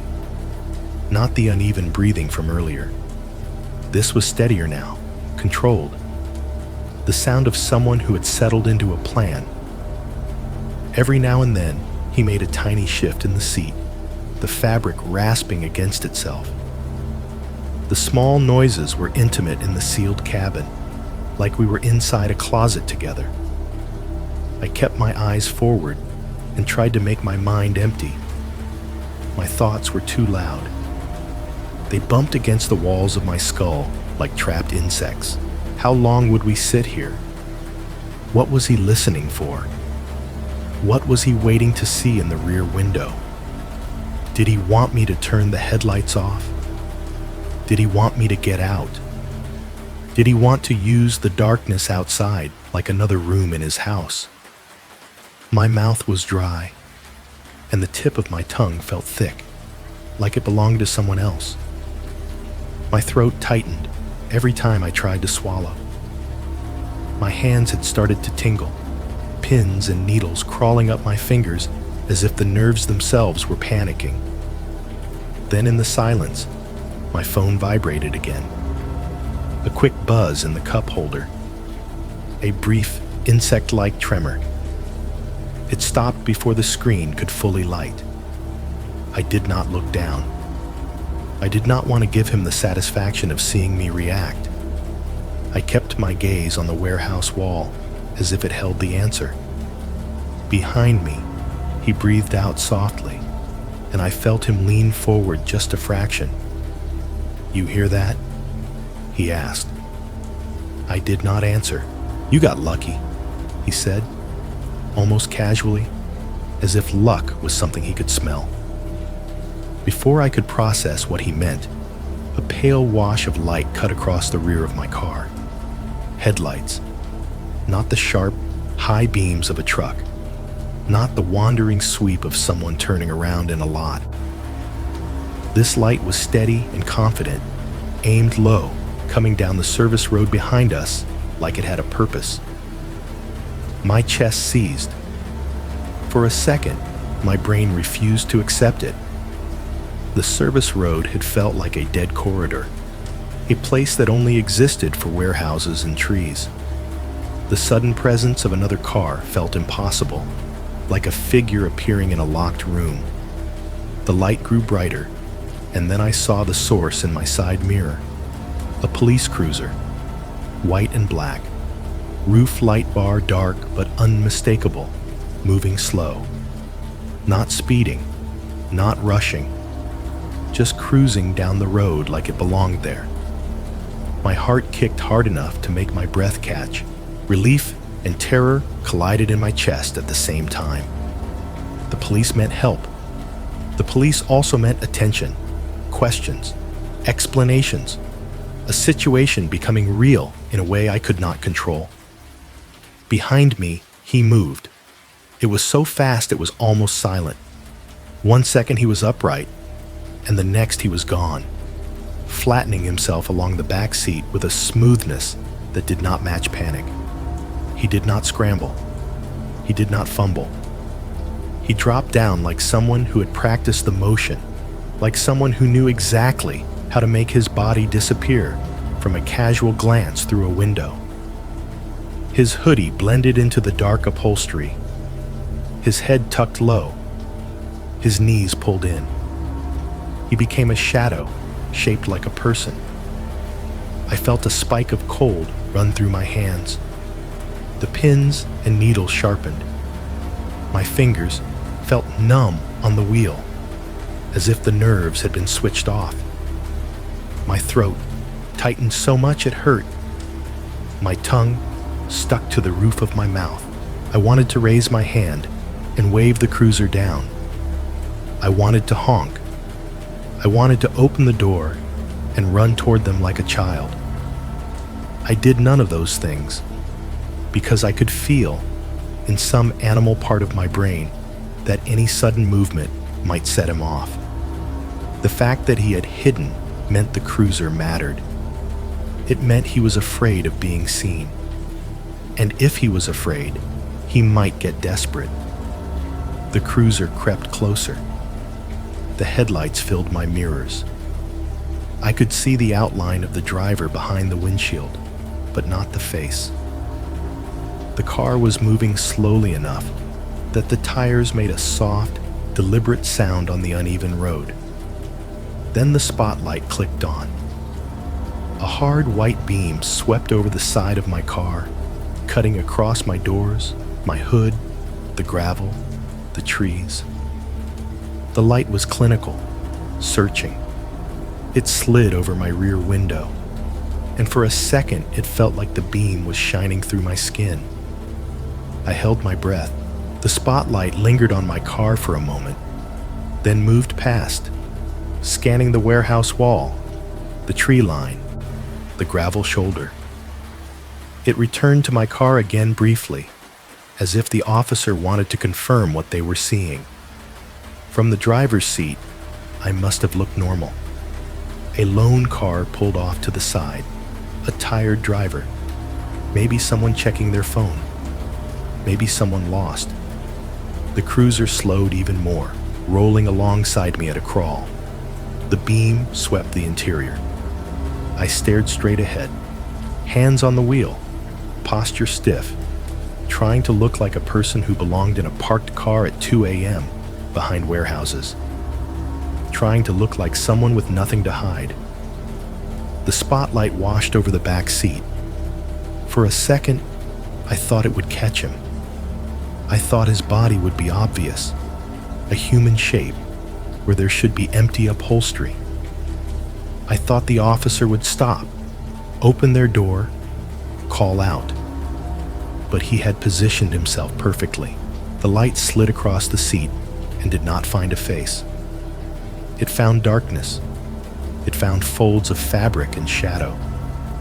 He was just low enough, just tucked enough, just hidden enough to be missed in the passing sweep of a beam.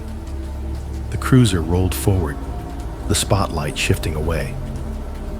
As it passed, the beam caught the rear window at a slightly different angle, and the glass turned into a mirror for a fraction of a second. In that reflection, I saw it. Not his face, not his eyes. Something lower, his hand. It was held close to his chest, low and tight, kept out of my rearview mirror line. The way a person holds something they do not want seen. The way you hide an object by keeping it within the shadow of your own body. The spotlight made the outline sharp for one brief, horrifying moment. Then the cruiser moved and the reflection vanished. I did not see a blade. I did not see blood. I did not see anything explicit. I did not need to. The implication landed in me like ice. He had been sitting behind me, talking softly, asking questions, testing me, and all the while, he had been keeping an option close, a private plan held near his chest where I could not see it. The cruiser's presence had not saved me by chance. It had interrupted something. The cruiser continued down the service road, slow and steady, as if it had other places to check, other dark corners to glance into. The spotlight turned away. The headlights receded. The highway hiss grew louder again, filling the air like the world trying to pretend nothing had happened. The moment the cruiser was far enough away that the light no longer touched us, he rose from the seat in one smooth movement. He did not look rattled. He did not look relieved. He looked almost amused. He leaned forward just enough that his mouth was close to the space between my seat and the door. His voice low and intimate, like he was sharing a secret with me. "You got lucky," he whispered. I sat frozen, hands still on the wheel, heartbeat pounding in my ears. The pins and needles in my fingers felt like fire now, painful, insistent. My throat was so tight I could barely breathe. He settled back, and in the sudden return of darkness, I realized something else. Luck was not random in that car. Luck was something he noticed. Luck was something he measured. And the night, the sealed room of my vehicle, the warehouses and trees, had been arranged in a way that made room for luck to be used. All he had needed was a few more minutes without headlights behind us. I did not finish the ride. I did not even pretend I was going to finish it. The moment the cruiser's headlights disappeared far enough down the service road that the darkness returned to its original thickness, the air in my car changed again. The sealed room felt smaller, the walls closer. The same man who had flattened himself into the seat like a practiced shadow sat up like nothing had happened, as if the whole thing had been a routine he ran all the time. He did not apologize. He did not explain. He did not act like he had nearly been caught doing something. He opened the door and left. That part should have felt like relief. It should have felt like the nightmare ending. Instead, it felt like the first deep breath after you realize you have been underwater. Relief arrives with a burn in the lungs. It is painful because it reminds you how close you were to drowning. I watched him step out into the edge of my headlights, his hoodie swallowing most of the light, the hole in the sleeve flashing pale skin for a second. He looked back at my car once, not in a dramatic way, just a small glance like someone checking to make sure they did not leave anything behind. Then he walked toward the tree line and vanished into it like the dark had been made for him. I sat in the driver's seat with both hands still locked around the steering wheel. My fingers were numb. The pins and needles sensation had settled into something more dull and heavy, like my nerves were exhausted. My throat hurt from being tight for so long. When I tried to swallow, it felt like swallowing sand. I did not move for a full minute. I could not. The engine idled. Metal ticked as it cooled. The heater fan kept its thin whistle on level 3. Somewhere outside, the highway hiss continued, indifferent. I stared at the warehouse wall in front of me, watching my headlights paint the same blank rectangle over and over as if the light could keep me safe. When I finally moved, it was clumsy. I shifted into drive. The car lurched slightly as the tires pulled out of the gravel. The crunching sound was loud in the stillness, like breaking bones, and my body flinched at it as if any sound might bring him back. I turned out of the service road without signaling. I did not want the clicking sound. I did not want any noise that felt like counting. I just wanted to get back onto a lit street, back into the part of the city where other people existed. On the main road, the street lights looked too bright. The normal glow of Columbus at night felt harsh, like the lights had been turned up to expose something. I passed a gas station that was actually open. Bright canopy lights, a couple cars at pumps, a person inside behind glass. I wanted to pull in and sit under those lights like a moth. I kept driving. It was not bravery. It was momentum. It was that stubborn survival instinct that tells you to get home before you fall apart. I ended my shift from my phone at the next red light, thumb shaking as I tapped the screen. I did not want another request. I did not want to be guided anywhere by an app. I did not want to hear the ping again. The moment I went offline, I felt another wave of nausea, like I had closed a door behind me and realized I had no idea what was on the other side. The ride home felt longer than it ever had. I drove with the radio off. No music, no talk radio, no comfort sound. The quiet felt safer and more dangerous at the same time. With the radio off, I could hear everything. With the radio off, my thoughts had room to echo. Every car behind me felt too close. Even when a vehicle was just naturally following at a normal distance, the presence of headlights in my rearview mirror tightened my chest. I kept checking the mirror, then forcing myself to stop, then checking again. The cycle made me dizzy. I started changing lanes without needing to, just to see if the car behind would follow. Most of them did not. They kept going straight, normal people heading somewhere else. But the fear in my body did not care about statistics. It cared about the single outlier, the one person who might follow. I took a longer route home than usual. I did not want to pass the same convenience store where the request had come from. I did not want to drive near the warehouse service road. I did not want to see the tree line again. Every time I saw a patch of darkness between streetlights, my mind filled it with the image of his hoodie moving like a shadow. When I finally pulled into my apartment lot, I parked under the brightest light I could find. The light was a weak yellow thing, buzzing faintly, but it was something. I sat in the car for a moment before getting out, listening. No footsteps, no voices, no soft tapping on glass.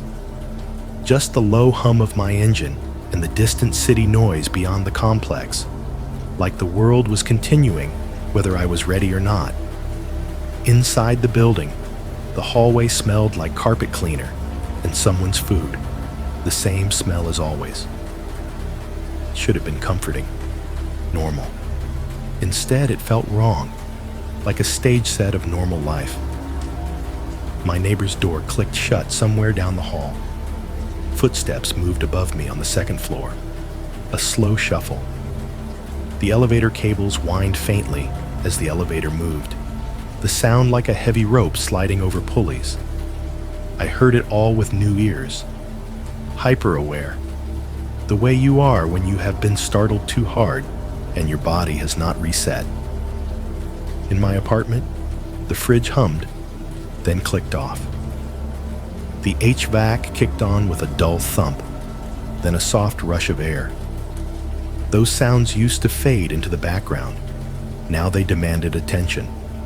Each mechanical click felt like the start of something. I washed my hands at the sink, even though they were not dirty. The water ran hot. I scrubbed too hard, like I could remove the feeling from my skin. When I shut the faucet off, the sudden silence made my shoulders jump. I did not sleep. I sat at my kitchen table with my phone in front of me and the app still open on the ride history page. I stared at the timestamp like it was a clue that would save me. I replayed small moments in my head. His hand on the door handle, his smile while talking about theft, the way he flattened himself in the back seat like a trained movement. The reflection of his hand held low against his chest. The thought that kept returning was simple and unbearable. If that cruiser had not come down that service road, I do not know what would have happened next. By morning, I had made a decision. I ordered a dash cam. It felt like buying a lock after someone has already walked through your front door, but I could not stand the idea of being blind again. I wanted proof. I wanted a record. I wanted something outside my own memory, because my memory already felt unreliable, warped by adrenaline and fear. When the package arrived 2 days later, I opened it like it was a ritual. I cut the tape carefully, then tore it open impatiently. The plastic inside crinkled. The little instruction booklet smelled like fresh ink. The mount felt cold and smooth in my fingers. I laid everything out on my table in neat rows like I was preparing for surgery. I mounted the camera in my car that same afternoon, even though I was supposed to rest. I ran the wire along the edge of the windshield and tucked it under the trim. My hands shook while I did it. I kept checking over my shoulder, as if someone might be watching me in the parking lot. I adjusted the angle 3 times, then 4, then 5, each time trying to make sure it covered everything. When I finally sat in the driver's seat and looked at the camera lens pointed outward, I felt a brief drop in tension, a small relief. Life returned in pieces. I went to the grocery store. I answered texts. I laughed at something on TV, but my body did not believe any of it. Even when the days were normal, my nervous system stayed braced. Every sudden noise made my heart jump. Every unknown car in my mirror made my throat tighten. Every time my phone made any kind of sound, even a harmless notification, I felt that same sharp spike, like something had just stepped out of the dark beside a closed store. I kept telling myself the night was over. My body kept listening like it was not. Weeks passed in the way weeks do when you are trying to convince yourself something is behind you. The memory did not fade, but it stopped sitting in the center of my mind every hour. It moved to the edges. It waited. I went to work. I paid bills. I talked to people in normal voices about normal things. Some nights, I even drove again, though not as much, and only in the early evening when there were still cars on the road and the city felt watched. I told myself I was fine. Then, one night, I was back at my kitchen table after midnight, alone with my phone and the faint mechanical life of the apartment around me. The fridge hummed. The HVAC clicked and pushed air through the vents with a tired rush. Somewhere above me, someone shifted in their sleep, and the floor creaked once, a soft complaint. The hallway outside smelled faintly of someone's laundry detergent, clean and floral, and it made the night feel almost peaceful. I was not trying to find anything. I was doing what everyone does when they cannot sleep. Doom scrolling, flicking my thumb upward through headlines that blurred together. Traffic accidents, political nonsense, restaurant openings, crimes that happened in neighborhoods I never visit. The blue light from my phone painted my hands and made my skin look slightly sick. When you scroll long enough, your brain stops reading and starts hunting. It does not know what for. It just keeps looking, like a person shining a flashlight into the woods because they heard a noise and cannot stop themselves. The headline caught my eye because of one word: convenience store. The story was local, a robbery, the kind of thing you see and forget a minute later. But the timestamp was what froze me. The incident had occurred in the same window as my ride. A little after 2 a.m., my thumb stopped moving. My body did that subtle thing where it tightens, like it is bracing without asking permission. I tapped the article, and the page loaded slowly, the little spinning icon taking too long, as if even the internet wanted to hesitate. The first photo was grainy, the kind of still image pulled from security footage and enlarged beyond what it can handle. The colors were washed out. The person in the frame was mostly shadow, but the shape was unmistakable. A hoodie, a posture that leaned forward slightly, shoulders hunched in that tense way. The movement captured mid-step, one foot lifted, the other planted. Even through pixelation, even through the blur, I could see the same kind of ragged edge at one sleeve, that uneven tear near the wrist where pale skin showed through. My stomach turned. I scrolled down. The article described a suspect who had entered late when the store was near closing or already closed to customers. It mentioned a weapon in vague terms, the way local news does, careful about what it states, careful about liability. It mentioned the clerk. It mentioned money taken. It mentioned that the suspect fled on foot at first. Then it mentioned something else. The store was only 2 blocks from the lot where I had picked him up. 2 blocks. Close enough to walk in under a minute. Close enough that my headlights could have been sweeping the wrong place while the real crime was happening just out of sight. Close enough that the night had been arranged like a stage, with a decoy and a trapdoor. I felt a flush of cold move through my chest. I read the lines again, slower. The store, the time, the description, the direction the suspect ran. The page blurred slightly because my eyes were watering and I did not know why. My hands felt clammy against the phone. The sick realization did not arrive like a single thought. It arrived in layers. First layer, the convenience store I pulled into was closed because it was closed. Lights out, neon dead, lot empty. That had been real. Second layer, the robbery in the article was not at that exact store. It was nearby, 2 blocks away, which meant the request did not come from an open business. It came from a place that looked deliberately wrong. Third layer, the timing. The request had hit at 2:17 a.m. The robbery occurred in the same window. If he had robbed the other store, he could have been moving away from it. He could have been running. He could have been hiding behind the closed store for cover. He could have been shaking with adrenaline and searching for a way to leave without being seen. That would have made sense, except it did not match him.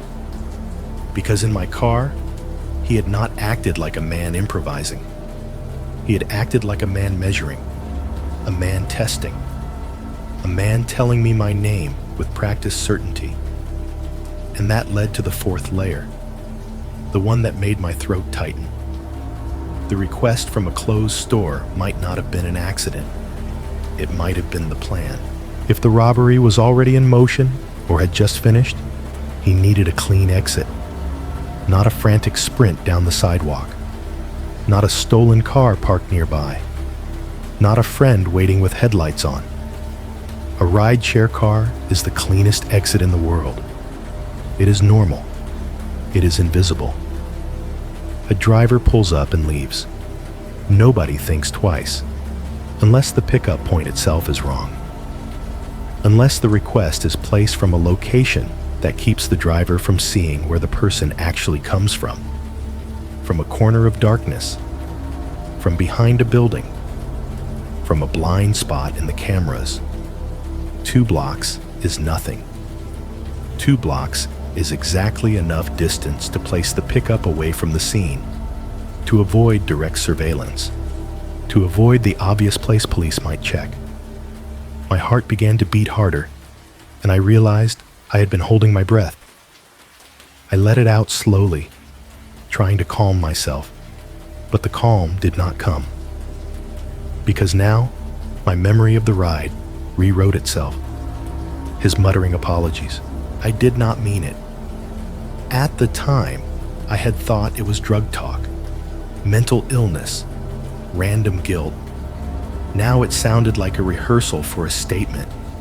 A man repeating the kind of sentence you say when you want someone to believe you did not choose what happened, even though you did. His smile while talking about being stolen from. His obsession with trust. His talk about how drivers do not stop in certain places unless they see lights. His attention to patterns. It all took on meaning, and the meaning was not supernatural. It was practical. It was the kind of danger that lives in real life. I scrolled back up to the photo again, my thumb shaking slightly, and stared at the grainy hoodie shape until my eyes hurt. I tried to convince myself it was just similar, that lots of people wear hoodies, that lots of sleeves have holes, but the feeling in my gut did not care about probability. It cared about the pattern it recognized.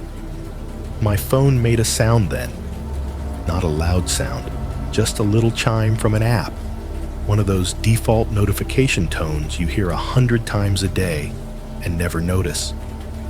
But something about it was close enough to the ride-share ping that my body reacted like it had been slapped.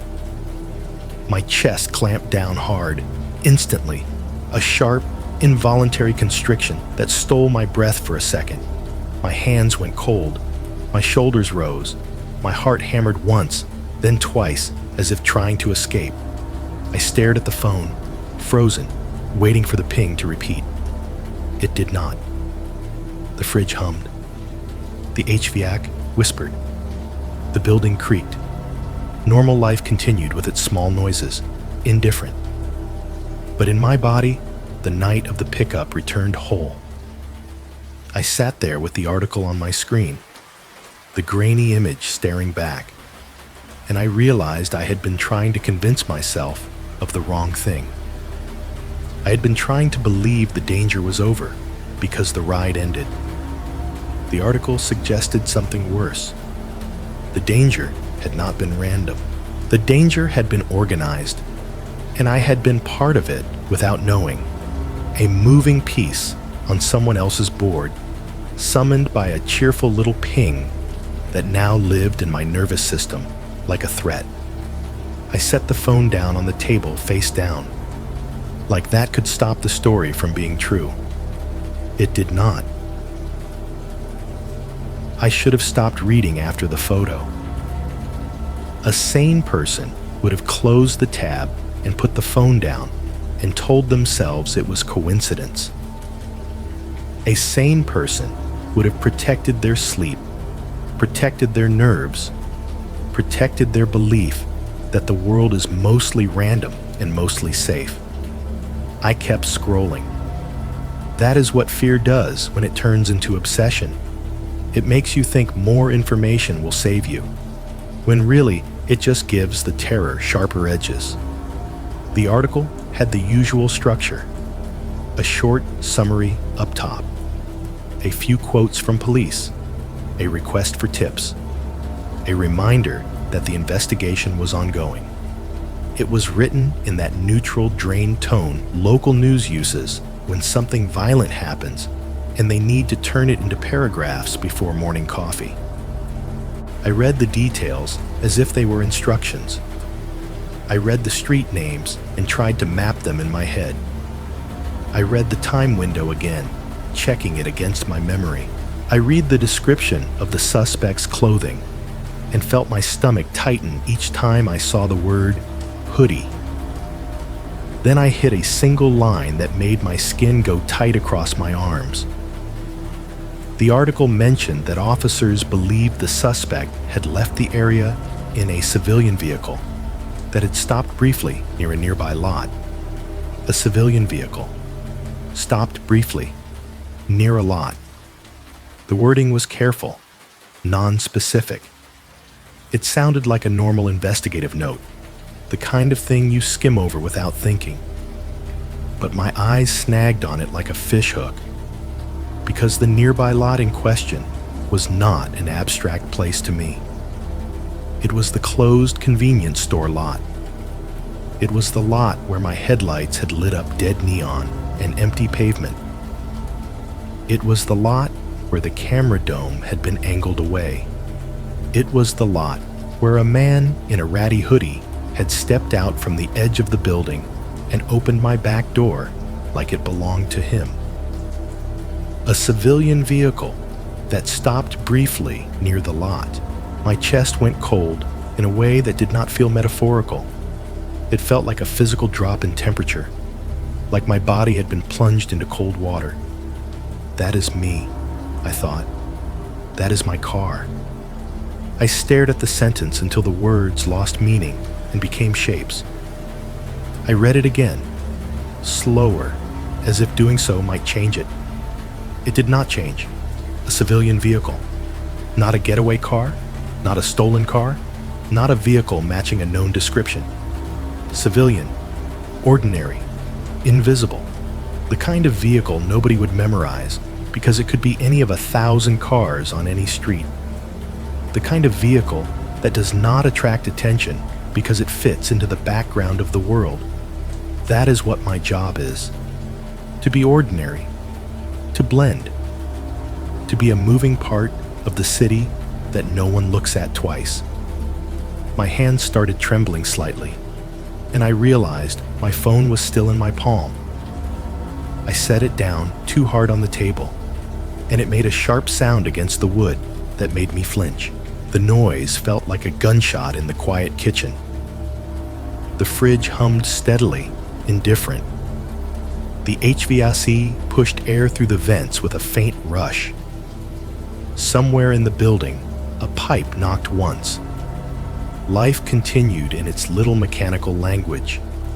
I leaned forward with my elbows on the table and put my face in my hands for a second, trying to breathe. The thought that kept circling was simple and sickening. I was inches away from being part of an official narrative, not as a victim, as a vehicle, as a detail. The civilian vehicle that stopped briefly near the lot. I lifted my head and forced myself to keep reading, because now I needed to know how much they knew. That is when I noticed the timestamp. The article had been updated. The little time and date line near the top said something like, updated at 2:34 a.m. or updated at 2:41 a.m. The exact numbers do not matter as much as the relationship between them. It had been updated minutes after the robbery. Minutes, not hours later, not the next morning, not after some lengthy investigation. Almost immediately. My brain did a quick, frantic calculation. My ride request came in at 2:17 a.m. I know that because I remember staring at the time, because I remember the way it felt like a line drawn in my night. 2:17. I remember it the way you remember the time of a car accident or a phone call that changed something. If the article was updated around 2:34 or 2:41, that means police were already responding, already gathering information, already forming a theory about how the suspect left. But the first public report, the first headline, the first posted article would not have been visible at 2:17. The news cycle does not move that fast. Local outlets do not publish a robbery story the moment it happens. Someone has to call it in. Officers have to arrive. Someone has to write it. Someone has to post it, which means the ride request did not happen because the story was already out and he panicked. The ride request happened inside the event, inside the chaos, inside the minutes where the clerk was still shaking, where the police lights were not yet flashing, where the city had not yet been told what had occurred. Someone, in that moment, had enough control to open an app and summon a car. Someone had enough calm to choose a pickup location that was not the scene, to choose a place with dead lights and an angled camera, to create a buffer of distance and darkness. It was not a desperate move. It was not a frantic escape. It was part of the exit plan. I felt my stomach twist so hard I thought I might throw up. I stood up from the table and paced the length of my small kitchen, then back again, then stopped and stared out the dark window over the sink. The parking lot below was mostly empty. A few cars sat under weak streetlights. The glass reflected my own face back at me, pale and tense, like a stranger. I replayed the ride again, but now the memories aligned differently. His confidence, his refusal to greet me, the way he demanded I turn the radio off as if he needed silence for listening, the way he talked about drivers and patterns like he was describing a tool, the way he flattened into the back seat when the cruiser approached, smooth and practiced, like the movement had been rehearsed. And that moment of reflection in the rear window, when the spotlight had caught his hand, held low against his chest. At the time, I had told myself it was luck that saved me. A cruiser passing by, a spotlight sweeping, a random check of a service road at the exact right moment. Now I understood what he meant when he whispered, "You got lucky." He did not mean I had been protected by chance. He meant I had been spared by timing.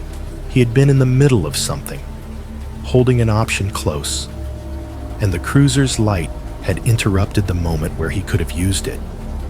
The thought made my knees feel weak. I went back to the table and stared at the sentence about the civilian vehicle again. My eyes traced it as if it might lead to an answer. Instead, it led to the only conclusion my body would accept. I had not just picked up a strange passenger. I had been summoned into a crime scene's orbit, used as cover, used as a moving wall between him and consequence. And the worst part was that he had known how to do it. He had known the shape of the system well enough to hide inside it. A normal civilian vehicle, a brief stop near a lot, a cheerful little ping. I sat back down slowly, feeling the chair legs scrape against the floor, and the sound made me flinch again. Because suddenly, every ordinary sound in my apartment felt like part of the same lesson. The world is full of routines and systems and predictable patterns. And sometimes, the thing you do for extra money after midnight is not just work. Sometimes, it is a door someone else knows how to open. After I read that line about a civilian vehicle, I did not sleep for 2 nights. Not in the dramatic sense where you sit upright in bed, staring at the door waiting for footsteps. It was worse than that.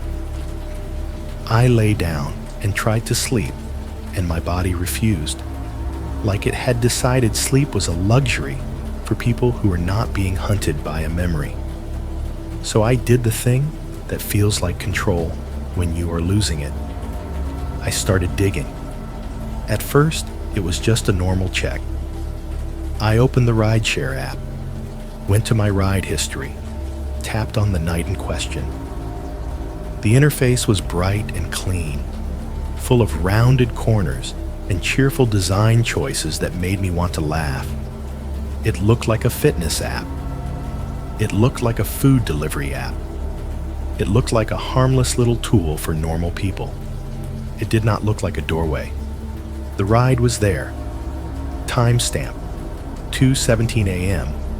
Pickup point, the closed convenience store lot. Rider, M, no profile photo. It sat on the screen like a receipt for something I did not remember buying. I tapped the map view. The little route line appeared, a thin blue trail from pickup to where the app believed the ride ended. The line looked neat, almost elegant.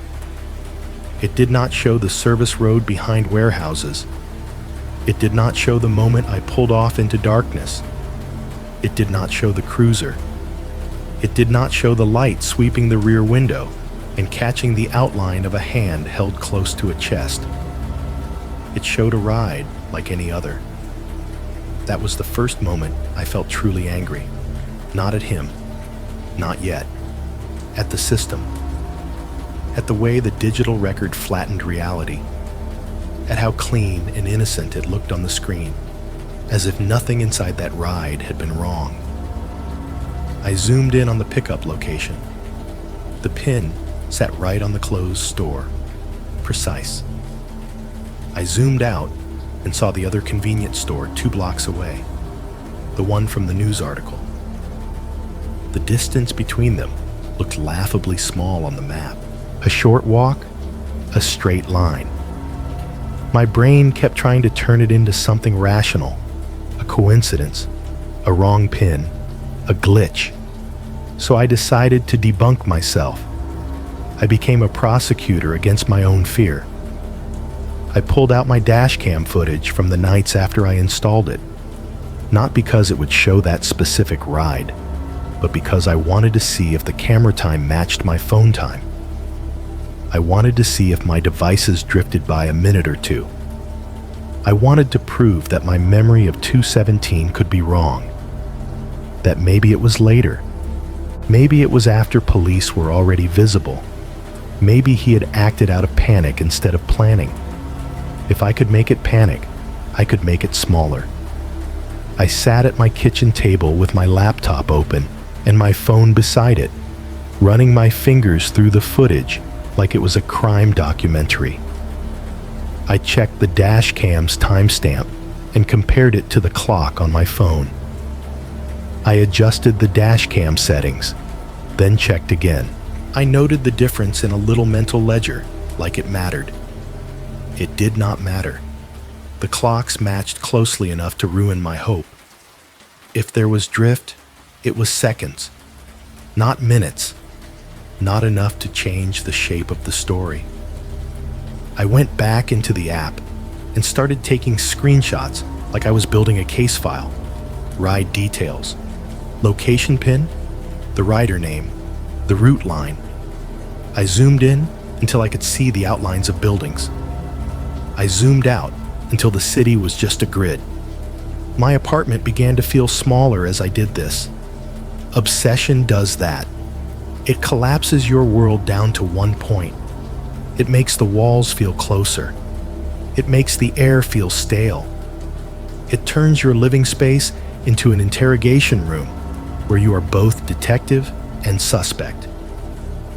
I opened my glove box in the morning and found old receipts and fast food napkins crumpled in the back, the everyday evidence of my routine. A gas station receipt with a smeared timestamp, a ketchup packet stuck to a folded paper bag, a half-empty bottle of hand sanitizer rolling around with spare change.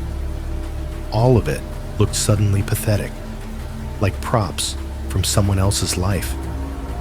I emptied the glove box onto my passenger seat, spreading the debris out as if there might be a clue hidden in it. There was nothing. The only clue I had was the ride itself, trapped behind a screen. I searched the rider profile again. Still blank. Just that letter. M.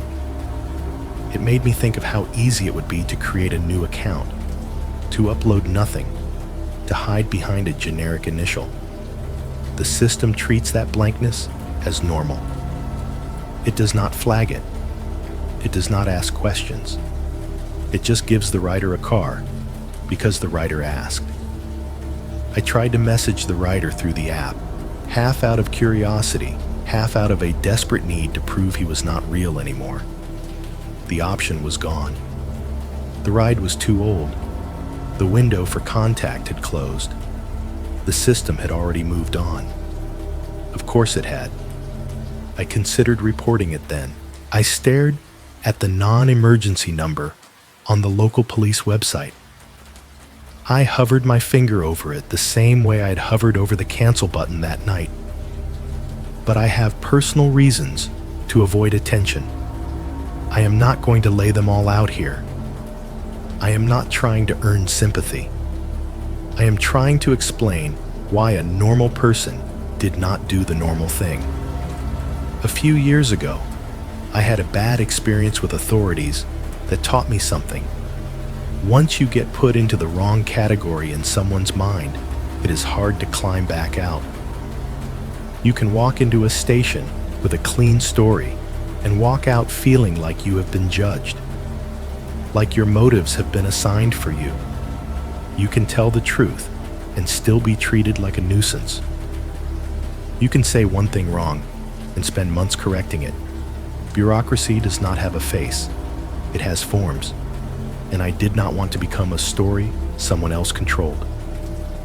Also, I did not know what I could even give them. A man in a hoodie, a blank profile, a ride request from a closed store, a feeling, a memory of his hand held low against his chest. It sounded like paranoia when you say it out loud. It sounded like a driver who watched too much true crime and wanted to insert himself into a case. That fear of being misread kept my finger off the call button. So instead, I stayed in my apartment and tried to prove I was crazy. I tried to make the story smaller by turning it into data, timestamps, pins, screenshots, device clocks, route lines. But the more I stared at the digital record, the more one thing became obvious. The app did not show what mattered. It could tell me where I picked him up. It could tell me when. It could tell me the route it believed we took.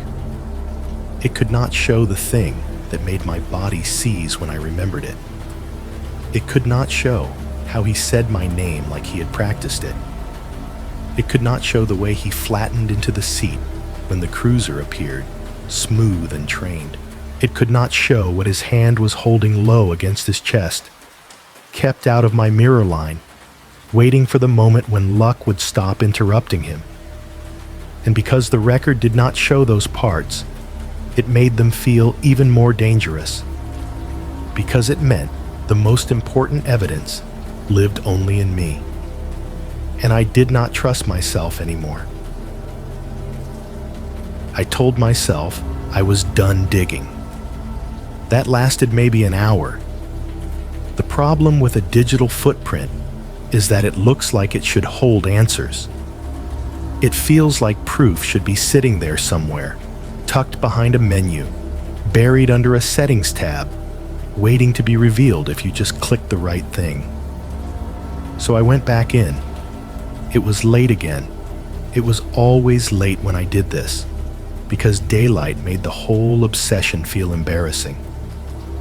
At night, with the apartment quiet and the outside world reduced to distant highway hiss and the occasional car door slam in the lot, the fear felt more legitimate.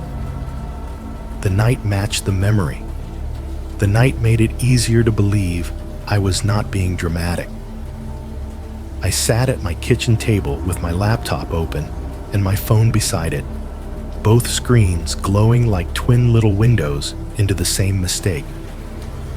The laptop fan whirred, even though I was not doing anything heavy, just opening pages and scrolling. The sound was steady and low, like something breathing through a filter.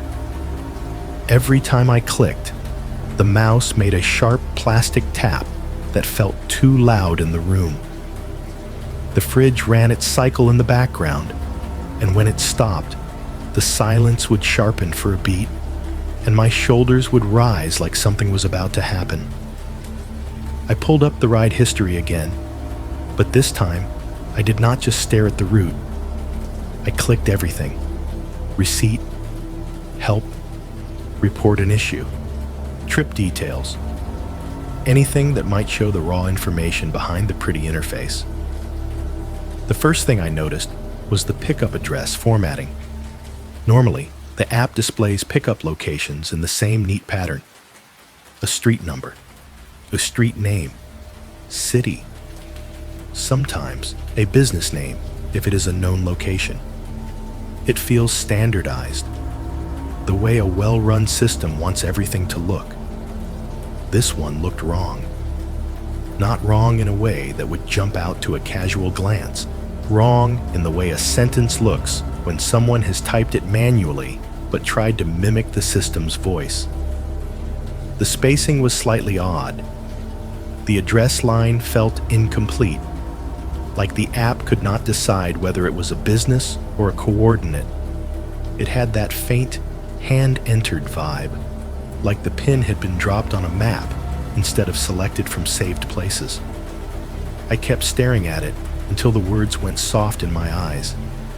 It was subtle enough that I could tell myself I was imagining it, so I tried to verify it. I opened the map on my phone and searched the convenience store location. The correct address came up in a clean format, the full business listing with the name and hours. I copied it and compared it to what the ride history showed. They were close, but not identical. A missing abbreviation. A difference in how the street name was displayed. Tiny variations that could be nothing, except my brain would not let them be nothing. My brain kept turning the same thought over like a coin between fingers. If the pickup was pinned manually, then whoever requested the ride did not want the app pulling the official business listing. They wanted a point on the map, a spot in the lot, a specific patch of darkness. My laptop fan rose slightly, then settled back down. The sound made me think of the sealed cabin of my car, of air moving in a closed space because it has nowhere else to go. I clicked deeper into the receipt email. The receipt did not help in the way I wanted. It was clean and polite. Timestamp, pickup, drop-off, distance, charge. The kind of thing you could forward to accounting or use for taxes. The kind of thing that makes everything look normal. But as I toggled between the app on my phone and the ride summary on my laptop, I noticed something else that made my stomach tighten. The rider name did not look stable. On the phone screen, it showed M, the same as before, a single letter, the blank silhouette where a photo should be. On the laptop view, for a moment, it looked like the name field was empty. Not M, not a full name, just a gap, as if the system had not loaded it yet. Then after a second, the letter appeared again. It happened fast enough that I could have blamed it on loading. A glitch, a connection issue. Except it happened more than once. I refreshed the page. The name showed. I switched tabs and switched back. The name disappeared for a fraction of a second, then returned. I scrolled down, scrolled up. The same flicker. M, blank, M, again. It was the same pattern as the destination flicker that night. A half second of something different, then the system snapping back into the version it wanted me to see.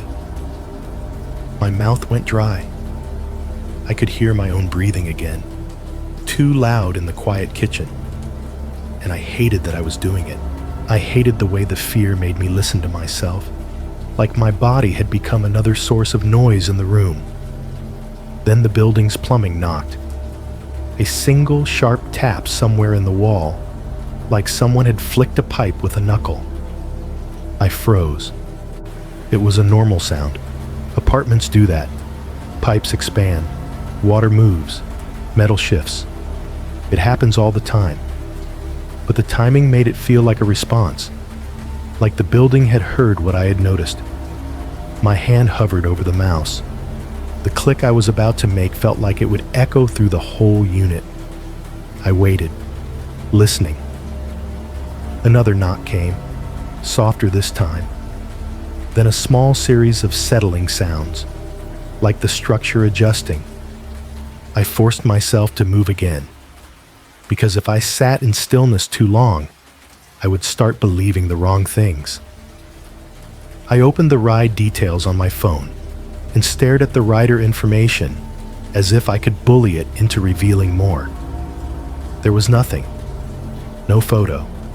No last name. No message thread anymore. Just the letter, floating there like a placeholder. I tried to imagine a normal person making an account like that. Someone who just did not feel like uploading a photo. It was possible. But the timing, the closed lot, the robbery article, and now the address formatting. It all leaned in the same direction. This was not a normal rider profile. This was a tool.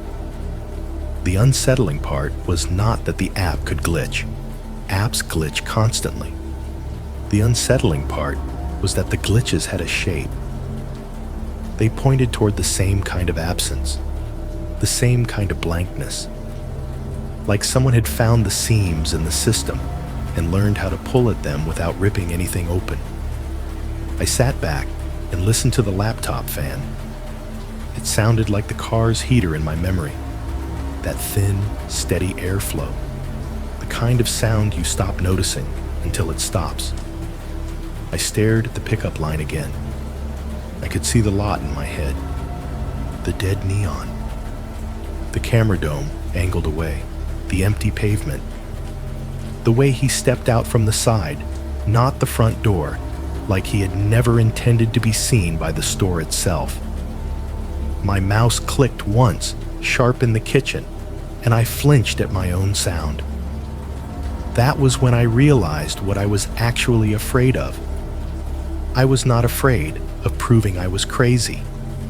I was afraid of proving I was right. Because if the request was manually pinned, if the name field could go blank and return like it was being rewritten, if the system could be used that cleanly in the minutes after a robbery, then the ride was not a weird coincidence. It was a method. And methods do not disappear when a single night ends. They get reused. I did not remember the second phone at first. That is the part that scares me the most now. Not that it existed, but that my brain hid it from me until it was ready to let it surface. Like my mind had put it in a drawer because it knew I would not be able to keep functioning if I held every detail at once. The memory came back in a stupid, ordinary way. I was sitting at my kitchen table again, laptop open, the ride history still on the screen. The laptop fan was doing its steady, filtered breathing. My mouse clicks sounded sharp, too clean. The fridge cycled on and off like a metronome for anxiety. And every few minutes, the building's plumbing would knock somewhere in the wall. A hollow tap, like someone touching metal from the inside. I kept staring at the rider name field, watching it flicker, blank, and return. M, blank, M. I leaned back in my chair and rubbed my eyes, trying to force my thoughts into a straight line. And then I saw it, not on the screen, in my head. A small, dim rectangle of light, a glow in his lap. My stomach turned before the full memory even assembled.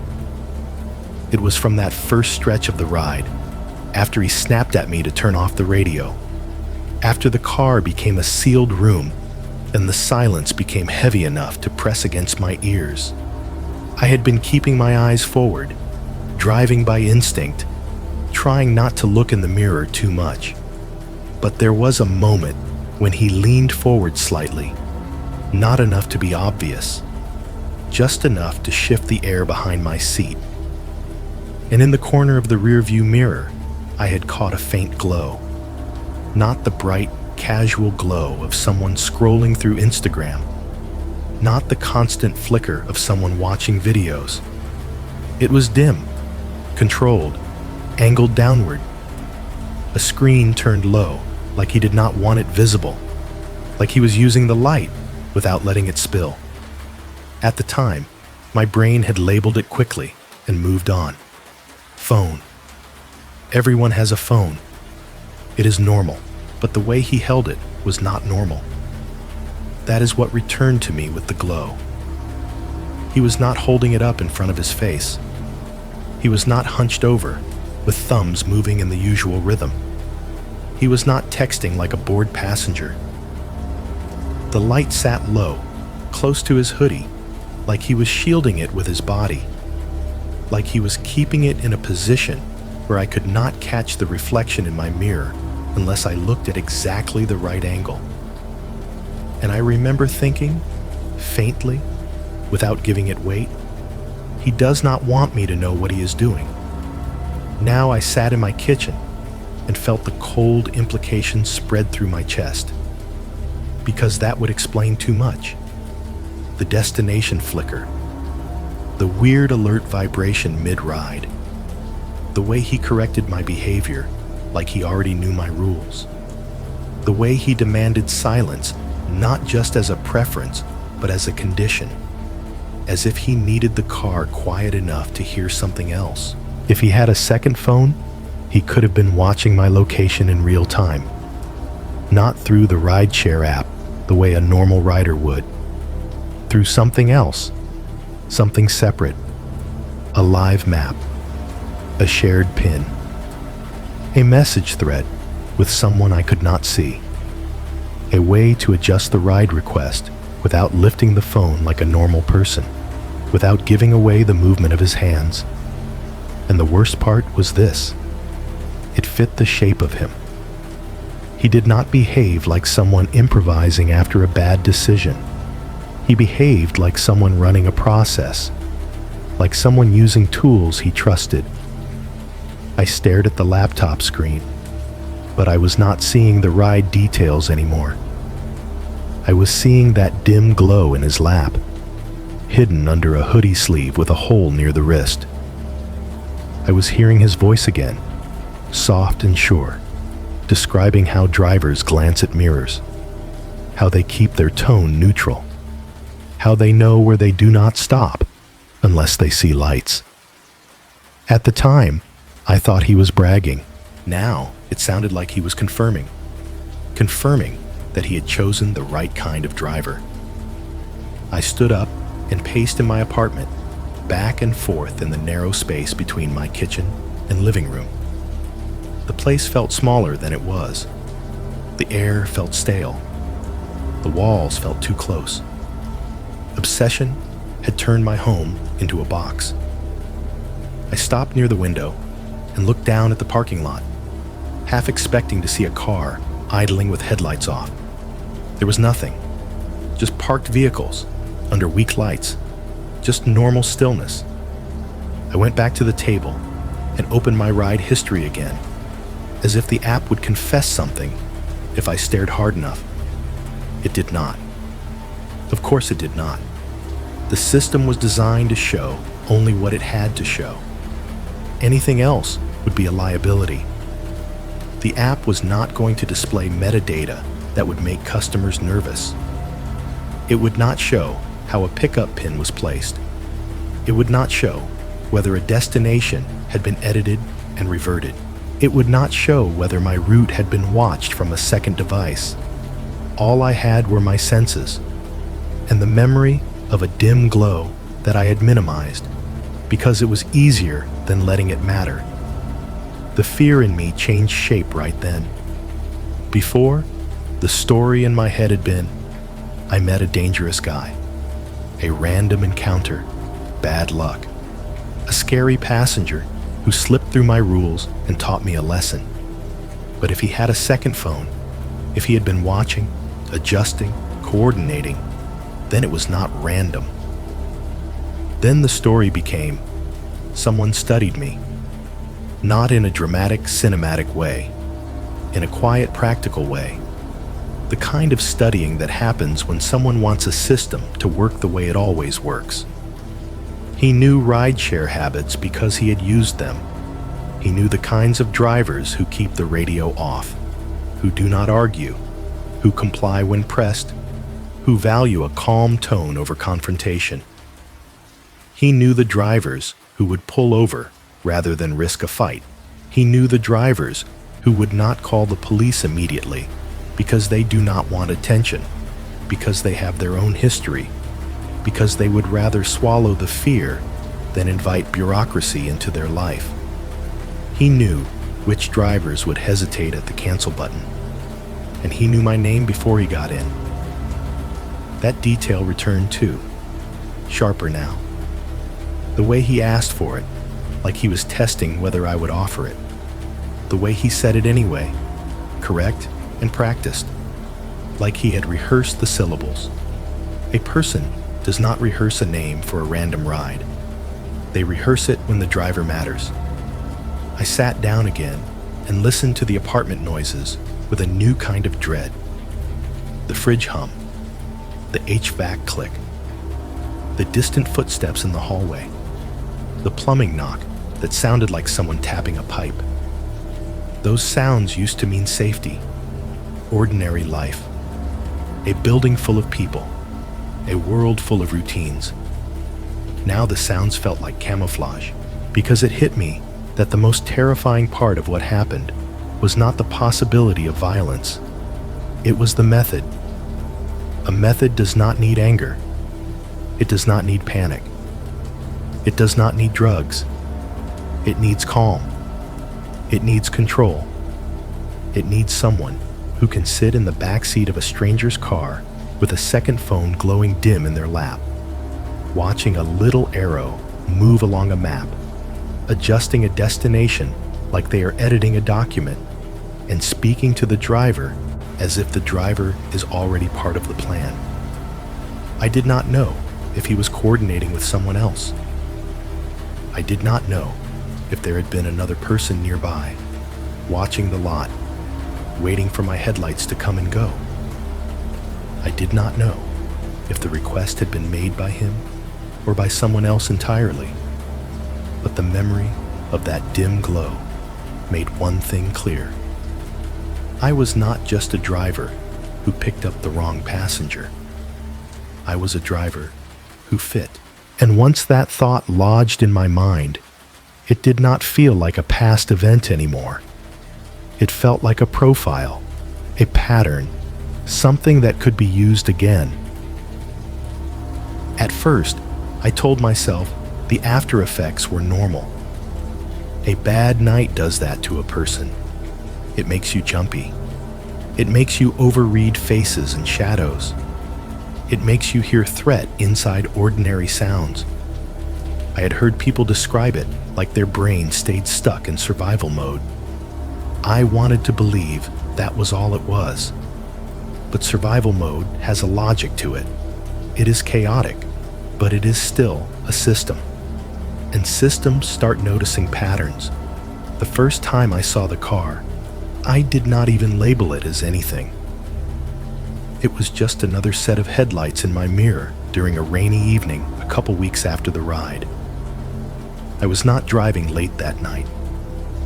I had forced myself to start earlier, when the roads were still alive and the streetlights felt less lonely. The rain made everything glossy. Wet pavement turns headlights into long white smears. Tail lights become red ribbons. Every reflection looks like movement. Every dark patch looks like a hiding place. I was on a stretch near Morse Road, headed back toward my side of town, and I noticed the spacing of the headlights behind me. Not the brightness, not the make of the vehicle, the spacing. 2 points of light that sat a little wider than average, a familiar distance between them, a certain height, a certain steadiness, like the car behind me was not weaving, not distracted, not in a rush. It stayed behind me through 3 lights. That is not unusual. People follow the same route. People drive the same roads. But then I changed lanes just to see what would happen. The car changed lanes too. I told myself it was coincidence. I signaled, because now I always signaled, and the turn signal's click filled my cabin like a metronome. Click, click, click. The sound made my jaw tighten. I canceled the signal and tried to breathe like a normal person. At the next light, I turned into a gas station. Not because I needed gas, because I wanted the car behind me to keep going. The station was lit and open. Canopy lights bright against the rain. One pump, occupied by a man in a hoodie who looked bored. I pulled up to a pump and sat there with my hands on the wheel, heart pounding, watching my mirrors like they were a live feed from a crime scene. The car behind me did not pull in. It slowed. It drifted past the station entrance like it had considered it, like it had weighed the decision. Then it continued forward, disappearing down the wet road, headlights smearing into the rain. I sat there for a full minute after it was gone, listening to the rain tick against my windshield and the faint hiss of tires on wet pavement from cars passing on the main road. My breath sounded too loud in my own ears again, and I hated that I had fallen into it so easily. I told myself I was proving something. I told myself I was being cautious. But the truth was simpler. I was checking whether I was being watched. A few nights later, I saw it again. That is when the paranoia stopped being a mood and became a structure. Different road, different time. The rain had stopped, but the pavement was still damp, holding on to the day's wetness like it did not want to let go. I had changed my route on purpose. I took streets I did not normally take. I avoided the convenience store area entirely. I avoided any stretch where warehouses and tree lines met. I drove as if I was trying to erase my habits. And still, there were those headlights. Same spacing, same calm following distance, same slow approach when I slowed, like it was matching my speed without making it obvious. I did not know how to explain it without sounding insane. I did not have a license plate. I did not have a make or model. In the mirror, all cars become the same creature. Two eyes and a body. But spacing is a fingerprint if you stare at it long enough. I started making small changes to see if it would react. I turned left at a light, where most people went straight. It turned left too. I took a quick right into a residential street, where the houses sat dark and silent, porch lights glowing like small watchful eyes. It took the right as well. My stomach tightened so hard I felt nauseous.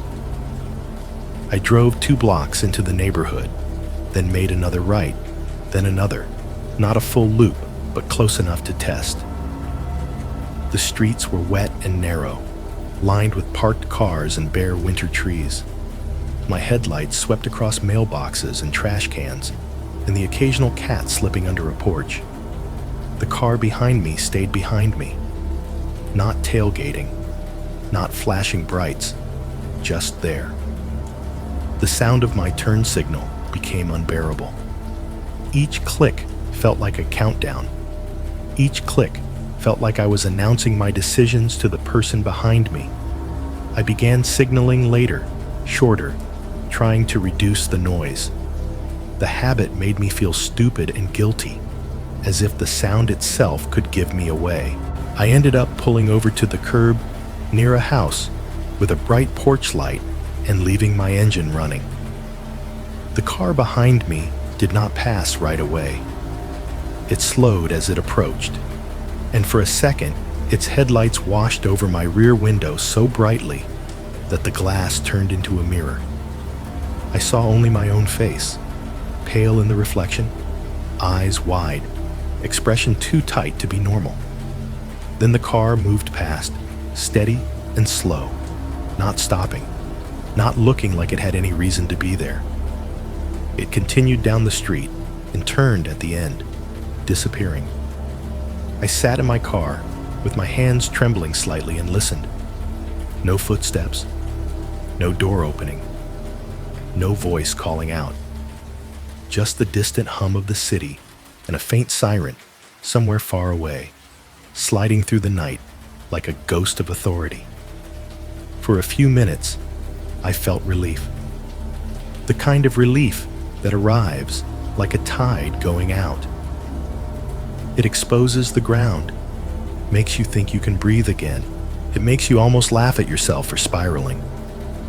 Then the dread returned, not in a dramatic rush, in a slow stacking of small coincidences that felt too tidy. I started changing everything. Different gas station, different times, different routes.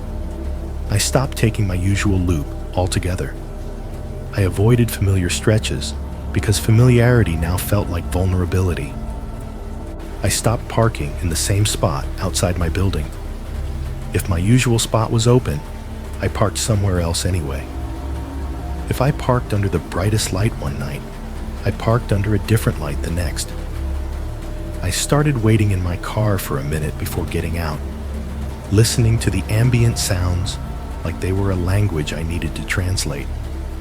Tires on wet pavement, a distant engine idling too long, a car door closing somewhere down the lot, the elevator ding inside my building, faint but clear through the concrete and glass.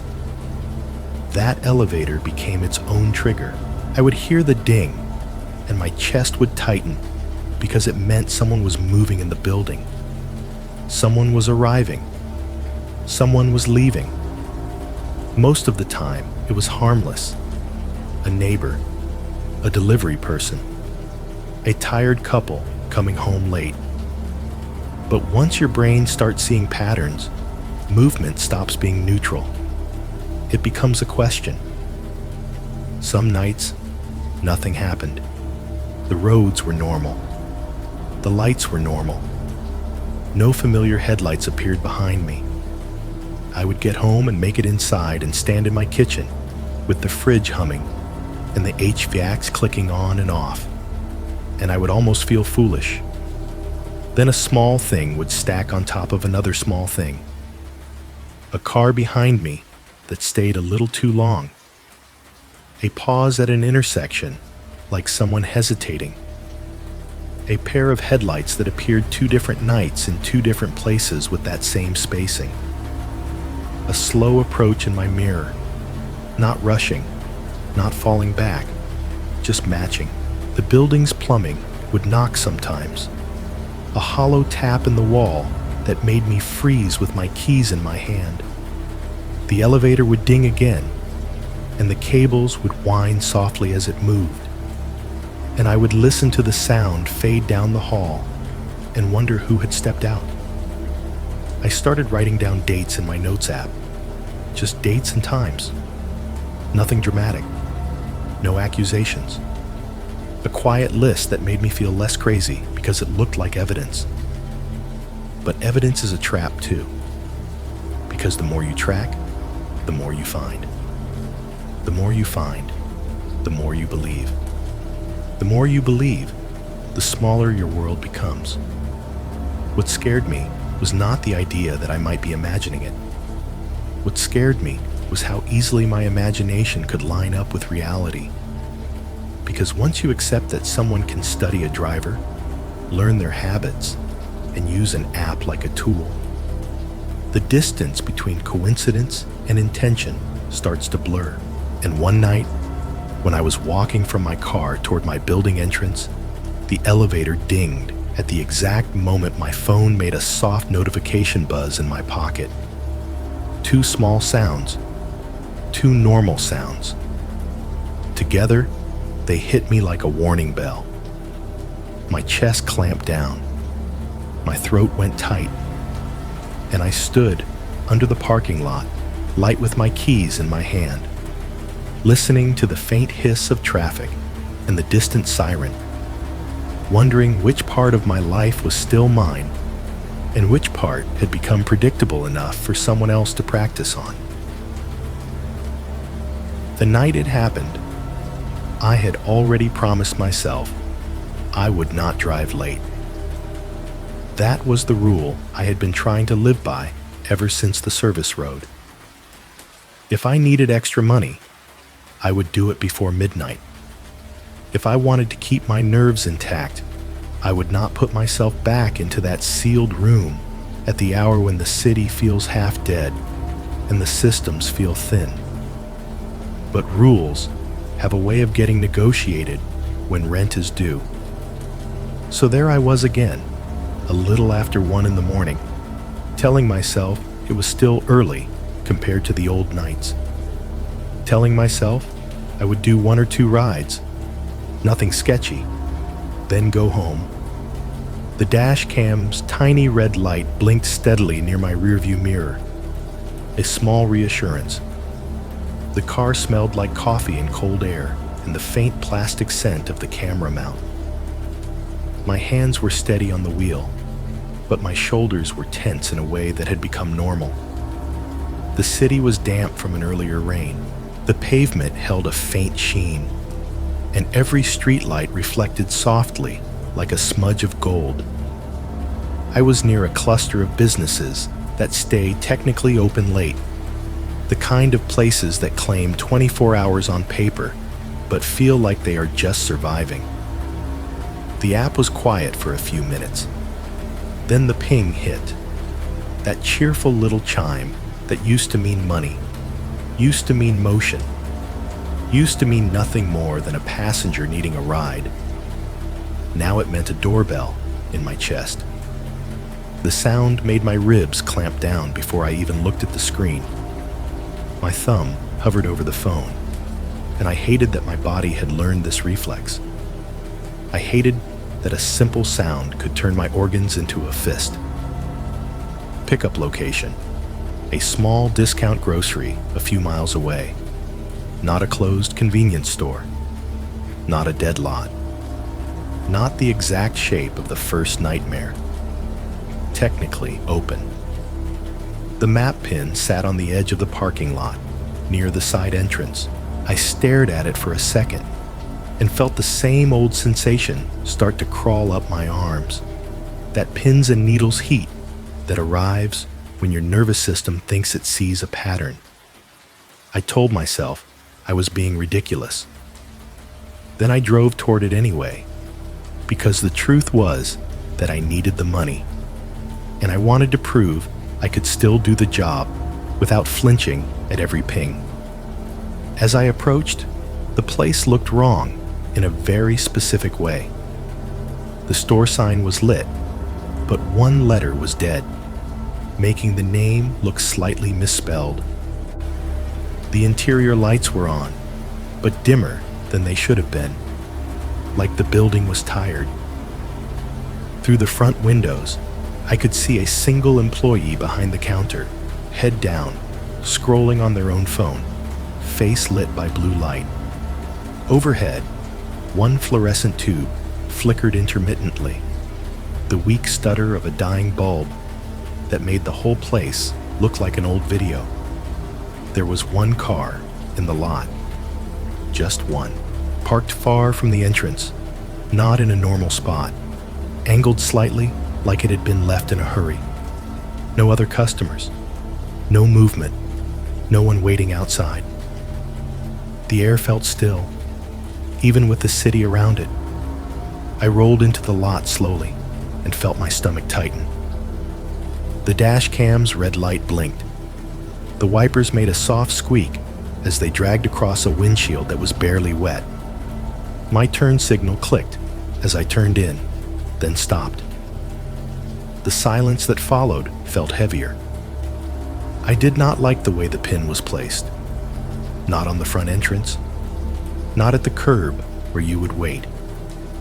Near the side of the building where the cameras do not usually point, where the light falls off sooner, where a person can stand near the wall and not be obvious through the windows.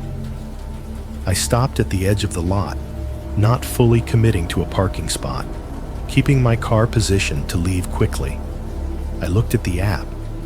The rider name was different than last time. Not M, something else, generic. A short name that could be anyone. No profile photo again. The little silhouette. My chest tightened. I did not see anyone. I did not want to wait. My thumb hovered over the cancel button. For a second, I hesitated the same way I had that first night. That stupid human instinct to avoid being rude, to avoid making a scene, to avoid admitting you are afraid. Then I pressed cancel. The app asked me for a reason. I selected something vague.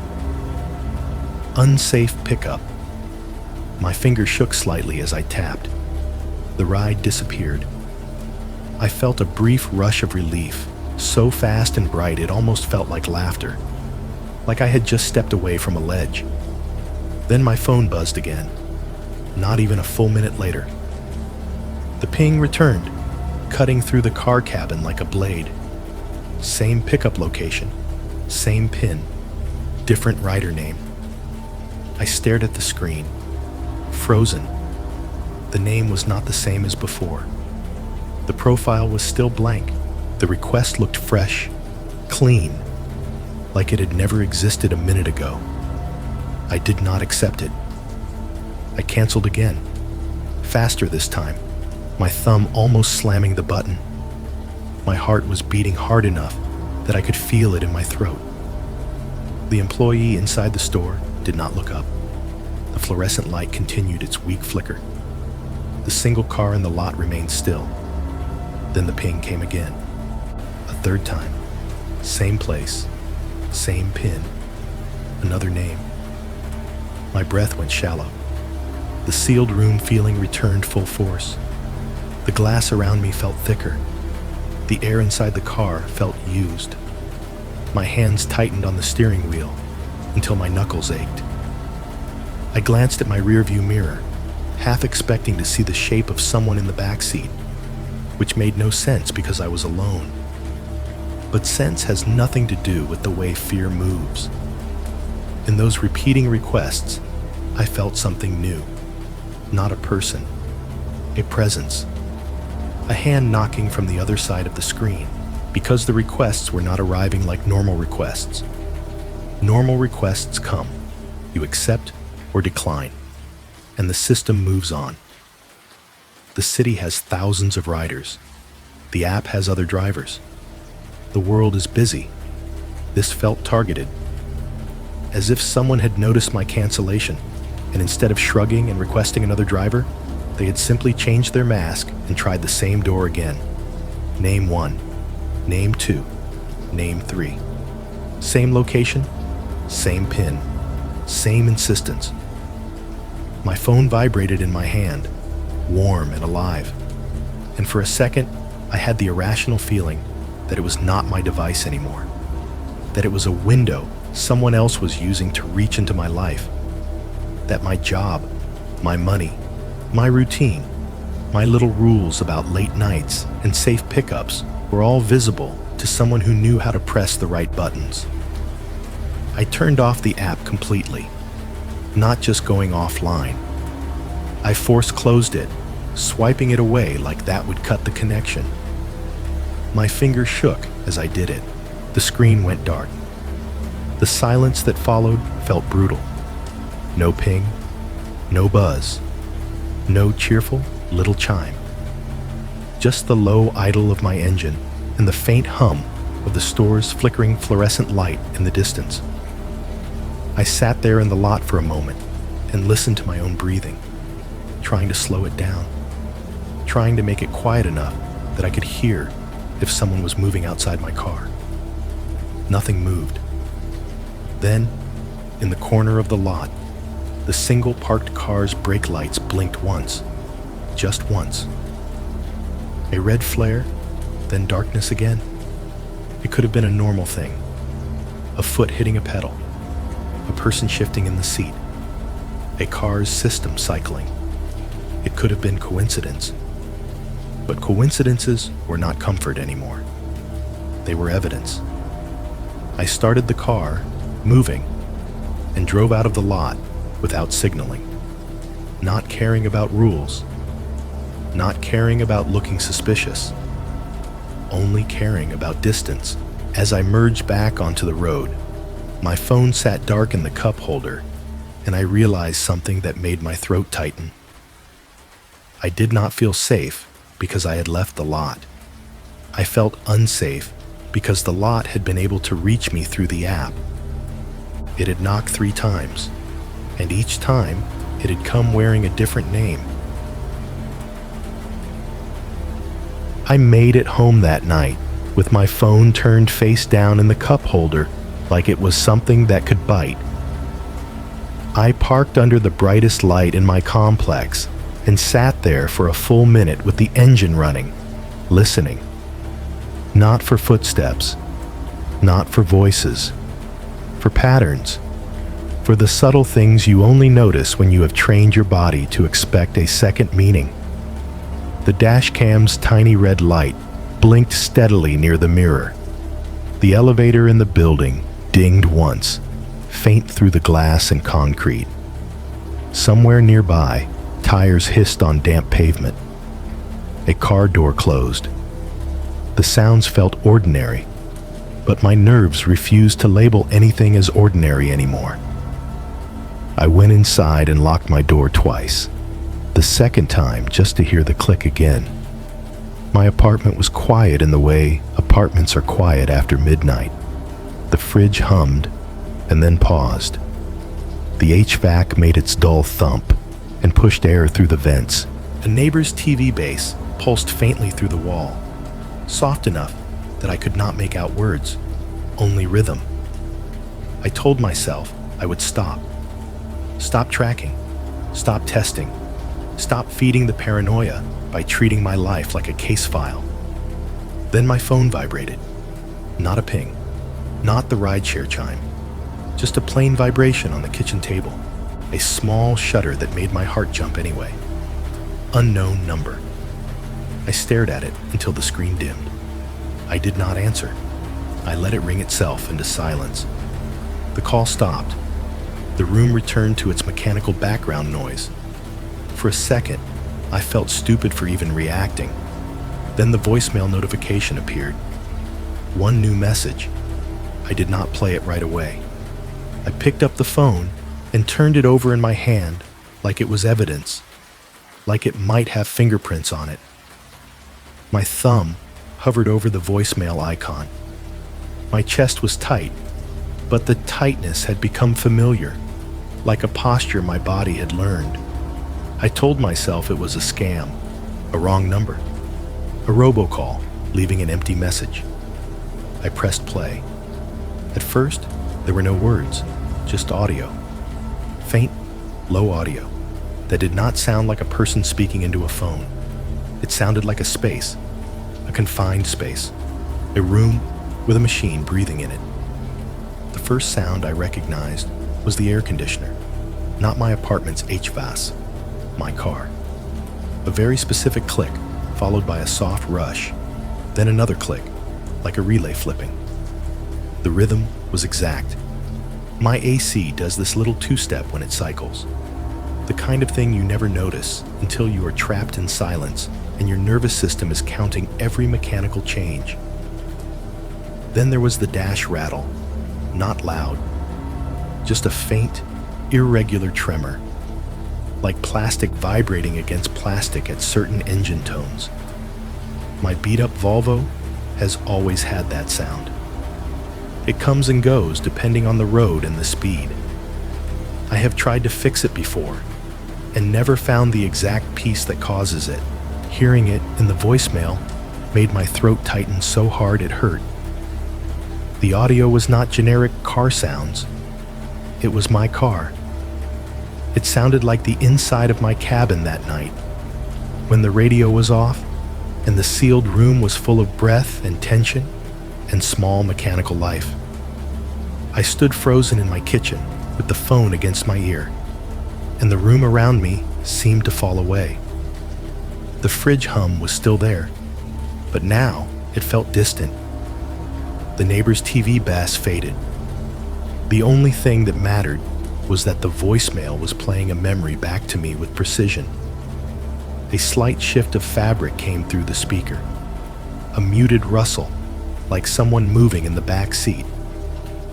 Then a soft inhale, close to the microphone, the sound of lungs pulling in air through a throat that had been smoked raw.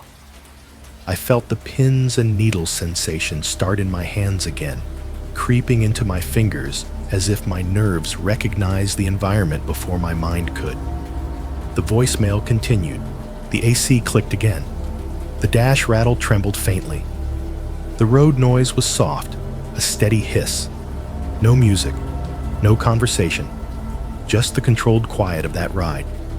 Then quietly, his voice. Not loud, not distorted, not dramatic. A low, raspy command delivered with the same calm certainty I remembered. Turn it off. I didn't breathe. My brain tried to reject it, tried to interpret it as coincidence, tried to convince me that plenty of people have cars with clicking AC and rattling dashboards. Plenty of voices sound deep and smoky on bad audio, but the timing, the rhythm, the exact cadence of his words, the way the phrase landed in my memory like a hand on the back of my neck, none of it felt like coincidence. I pulled the phone away from my ear and stared at the screen, as if looking at it would change what I had heard. The voicemail was only a few seconds long. It ended with a soft, static hiss, then silence. I pressed play again. The same sequence, the same click, the same faint rattle, the same low voice. Turn it off. My mouth went dry. My tongue felt thick again, stuck behind my teeth. I could feel my heartbeat in my ears. My knees felt slightly weak, like my body wanted to sit down before it fell. I sat at the kitchen table slowly, the chair legs scraping softly against the floor. The sound seemed too loud. Everything sounded too loud after what I had just heard. The meaning hit me in waves. First wave, someone had recorded inside my car. Not from outside, not through a wall. Inside. The audio was too close, too clean in the details. It had the intimacy of a microphone placed in the cabin, picking up the small internal sounds a driver stops noticing. The AC click, the dash rattle, the soft fabric shifts, the breath. Second wave. It did not matter whether he recorded it or someone else did. That was the colder part. If it was him, then he had been recording while he sat behind me. Which meant the second phone was not just theory. It was a tool, a habit, a way to take a moment and keep it. If it was someone else, then the sealed room of my car had not been sealed at all. It had been observed. The ride had been watched through some method I did not understand. Either way, the voicemail was not a threat in the loud, obvious sense. It was worse. It was proof. Proof that the night had not stayed in the past. Proof that someone had held onto it like a file they could open whenever they wanted. Like they could press play and pull my nervous system back into that exact place, that exact silence, that exact command. Turn it off. It felt less like a message and more like a demonstration. Like someone knocking on the glass of my life to remind me the glass was not as thick as I thought. I checked the number again, still unknown to me. No name, no location, just digits. A piece of the world with no face. I listened for sounds in my apartment. The fridge cycled on with a soft hum. The HVAC clicked. A neighbor's footsteps moved down the hall outside, slow and muffled through carpet. The elevator dinged again, the sound small and bright and completely out of place in my chest. I wanted to call the number back, to demand an explanation, to force the situation into a conversation where I could take control. I did not, because the voicemail had already told me what I needed to know. This was not about answers. This was about access. Not access to my car. Not access to a single night. Access to me as a concept. My habits. My fear. My compliance. My reflex to turn the radio off when a stranger tells me to. I set the phone down on the table and stared at it as if it might vibrate again. The apartment noises continued, steady and indifferent. The building lived around me in its normal mechanical language. But inside my chest, that single command stayed sharp and present, as if it had not been spoken weeks ago in a car behind warehouses, as if it had just been whispered right behind my ear. Turn it off. After the voicemail, I lasted maybe 3 more days. Not 3 more late-night shifts. 3 more days of pretending I could live like a normal person with a normal phone. 3 more days of setting my keys in the bowl by the door, making coffee, doing errands, laughing at a video, and then freezing whenever my screen lit up. The voicemail did something to me that the ride itself had not fully done. The ride was a night, a location, a sequence of minutes. I could tell myself it had ended when he stepped out of my car and disappeared into the tree line. The voicemail proved the opposite. It proved the night could be reopened like a file. It proved that someone, somewhere, could press play and pull me back into that sealed room with my own dashboard rattling and my AC clicking like a metronome. So I quit. I did it in the most final way I could think of, like a person trying to slam a door hard enough that it would stick. I deleted the rideshare apps, not just logged out, not just set myself offline. Deleted. I removed the icons from my home screen and watched them vanish, like small pieces of my identity being erased. For a moment, I felt relief. It came fast and bright. A brief rush in my chest, like I had escaped something. I sat at my kitchen table with my phone in my hand and stared at the empty space where the app used to be. I told myself I had taken control back. Then my email chimed. A soft, harmless notification from a shopping app. A receipt, a sale alert. The kind of thing I used to ignore completely. My body reacted as if it were the rideshare ping. My chest clamped down. My shoulders rose. My breath caught. The sound did not need to be identical. It only needed to be close enough. My nervous system had learned the shape of that chime, the way a dog learns the sound of a door handle. Once the brain assigns danger to a tone, it does not ask permission before it reacts again. Normal life did not return when I quit driving. It just changed where the fear lived. I started leaving my phone on silent, then on airplane mode, then turned off entirely at night. I would set it face down on the table as if the glass itself was offensive. Sometimes I would place it in a drawer, like hiding it could hide the world, but the world has other ways of pinging you. The elevator ding in my building began to feel like an app notification. It was a bright, small sound that meant someone was moving somewhere nearby. Every time it chimed, my stomach tightened. I would picture a stranger stepping out onto my floor. I would picture someone pausing at my door. I would picture the peephole filling with shadow. My apartment became a place where I listened too closely. Late at night, the building would settle into its usual stillness. The fridge would cycle on and off. The HVAC would run, then pause. The neighbor's TV would finally go quiet. The highway hiss would thin to a faint, distant breath. Those thin gaps of silence were the worst, because silence is not empty. Silence is a space your mind fills.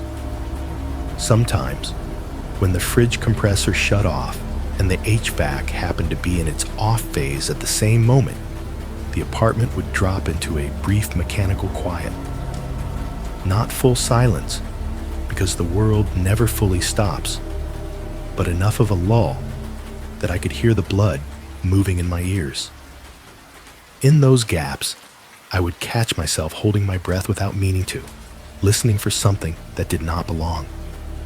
A footstep outside the door, a soft scrape at the threshold, a knock.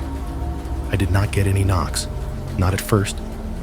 What I got instead was the urge to prove something. I started watching my dash cam clips obsessively. It did not make sense on paper.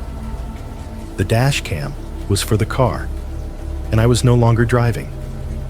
But the footage felt like the closest thing to control I had. It was an object that recorded reality. It did not care how scared I was.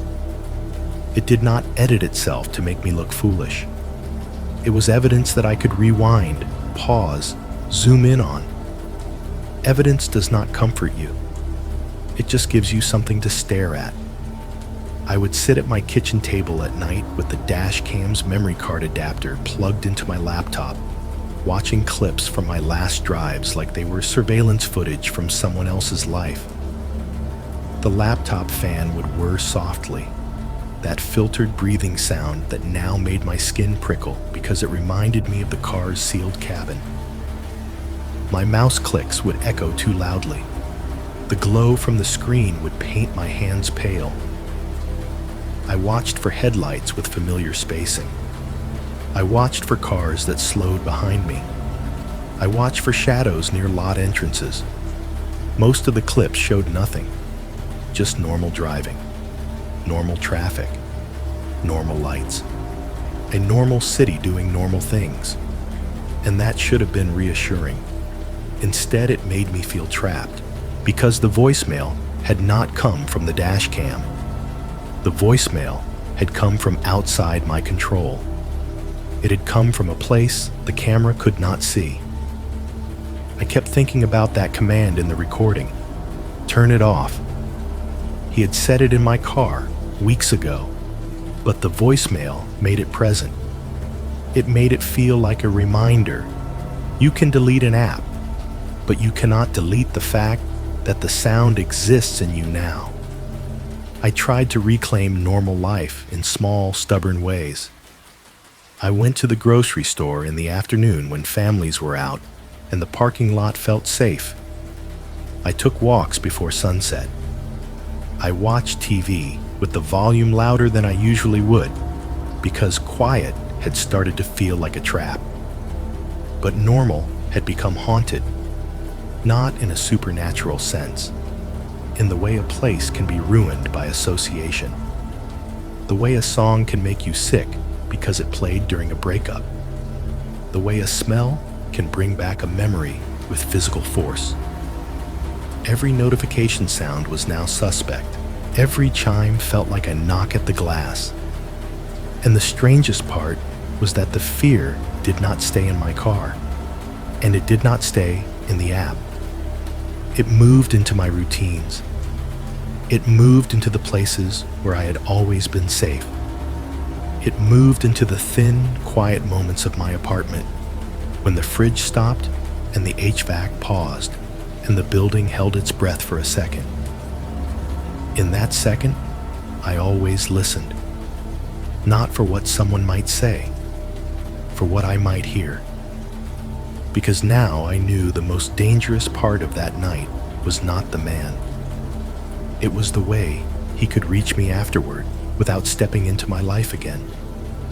A sound, a ping, a little knock from the other side of the screen. It happened on a night that should have been forgettable. No late shift, no rides, no glowing map line, no stranger breathing behind my seat. I was at home, trying to live like the kind of person who sleeps through midnight without checking locks twice. Outside, the weather was doing that Ohio thing where it cannot decide what season it is. Not a full storm, not gentle either. Just cold wind pushing through the parking lot, rattling bare branches, and a thin rain that came and went like it was testing the ground. The street light outside my kitchen window threw a weak yellow cone onto the wet asphalt below, turning puddles into dull mirrors. I had been sitting on my couch with the TV on low, not because I cared about what was playing, but because I needed the sound. I needed a layer of noise between me and the building's quiet. The remote was in my hand, and my phone was face down on the coffee table like a bad habit I was trying to quit.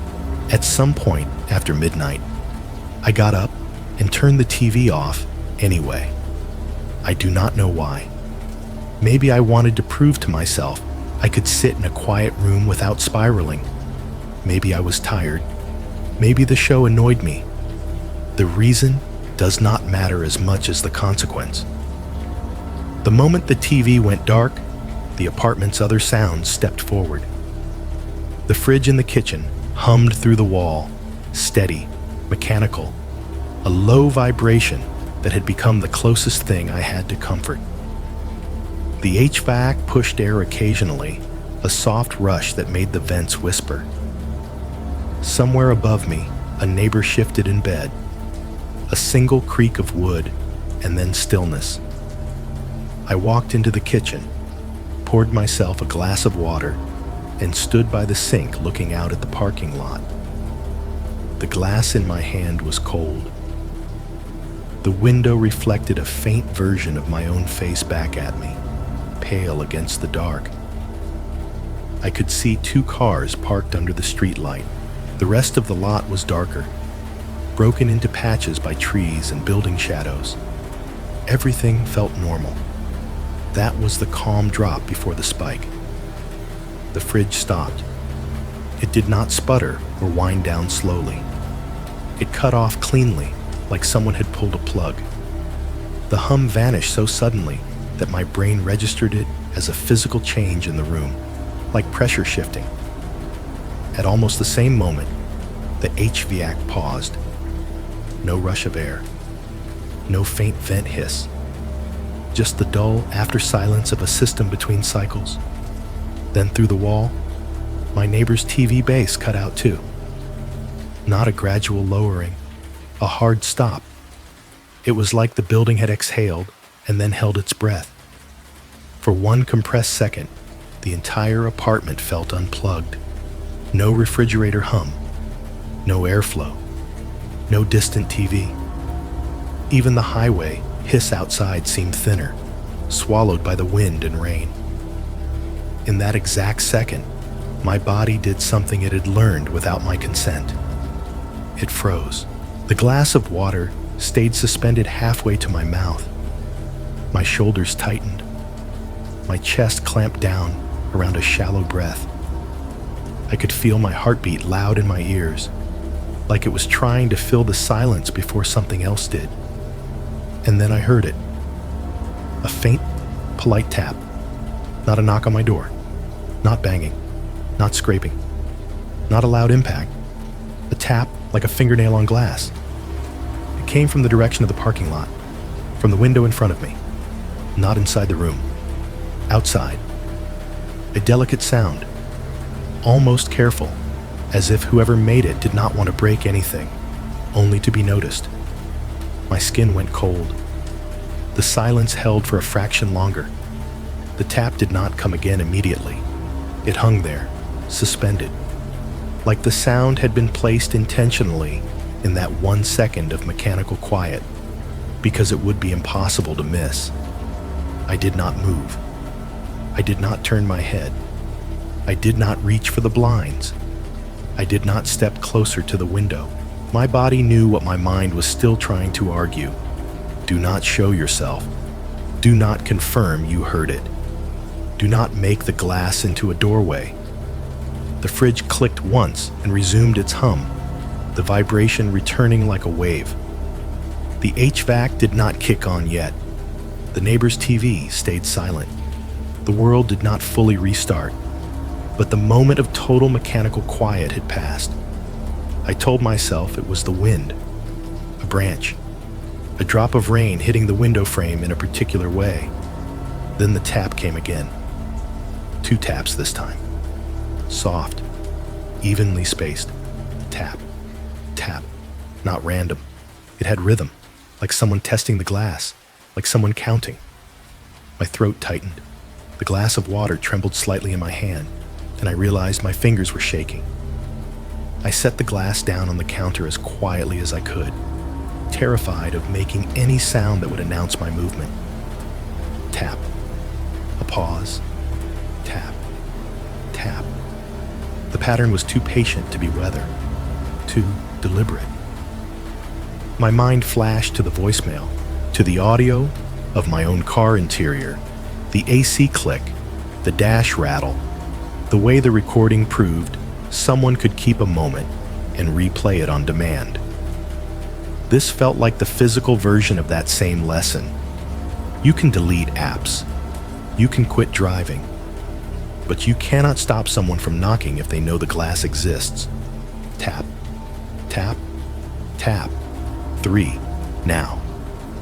Evenly spaced, each one gentle and polite, like a person trying not to wake a sleeping house while still making sure the person inside knows they are there. I stayed perfectly still in my kitchen, staring through the window without focusing on any one part of the dark. The streetlight outside flickered faintly in the rain. The wet asphalt reflected it in dull, broken shapes. The parked cars sat unmoving. There was no visible person standing near my window. No silhouette, no face, no obvious source. That was part of the horror. The sound existed without offering a body. The tap came again, and this time the spacing felt slightly different. Not random, just changed. Like someone adjusting their count. Like someone sending a message in a code I did not understand, but could feel in my bones. Tap, pause, tap, tap, pause, tap. My chest felt tight enough to ache. My lungs refused to take a full breath. I could feel the urge to do something rise in me like a scream trapped behind my ribs. Look outside, open the blinds, turn on the light, call someone, do anything but stand here. I did none of it.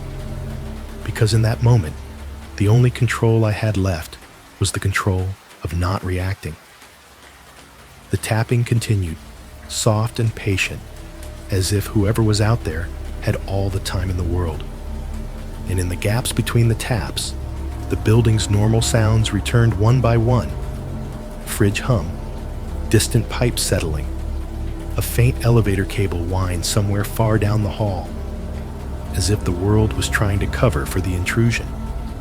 But the pattern stayed, intentional, counting, like a fingernail on glass, like a knock from the other side of something thin.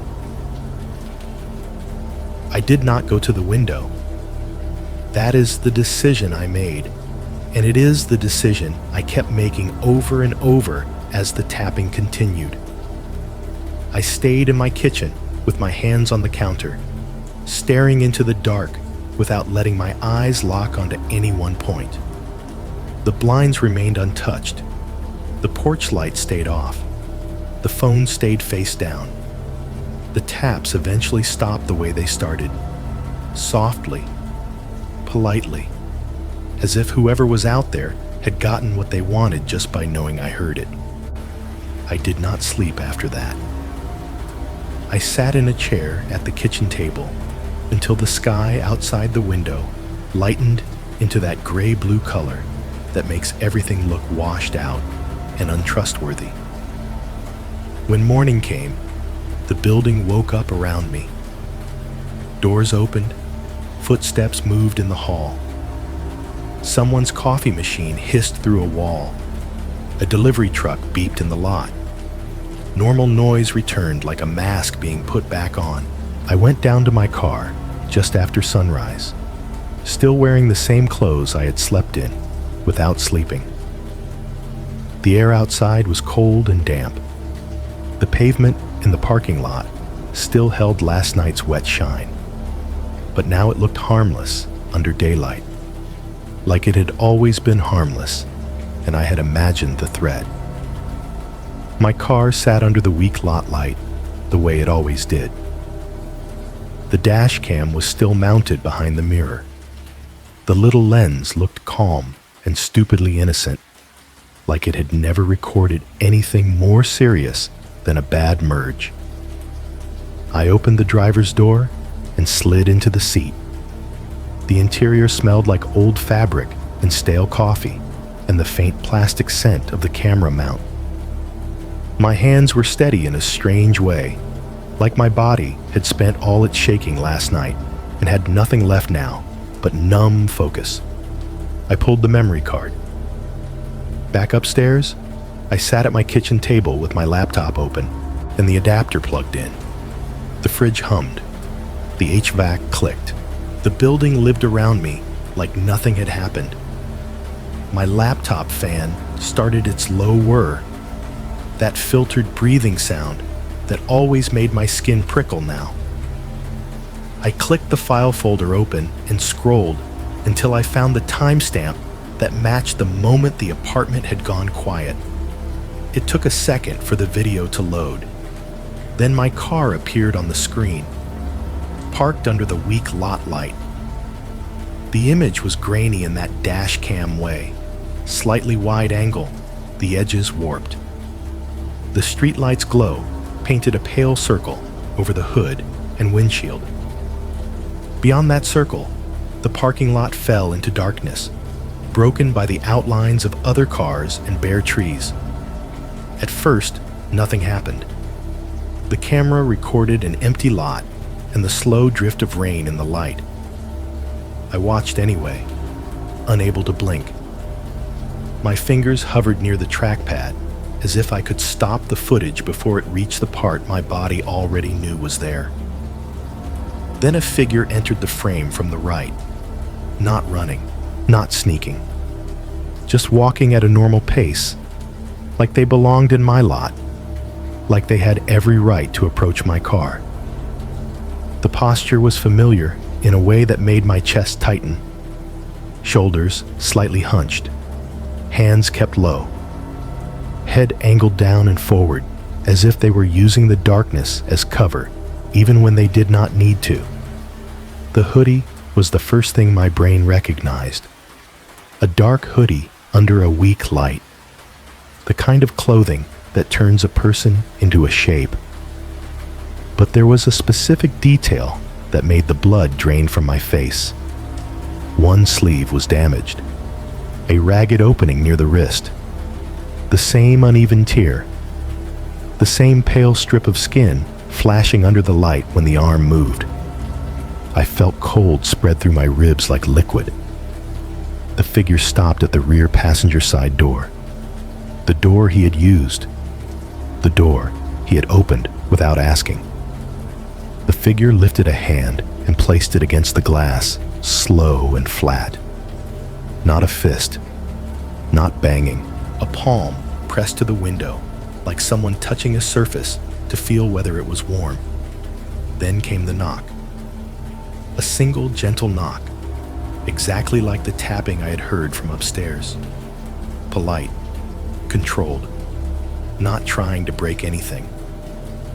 I watched the video with my mouth slightly open and realized my tongue had gone numb.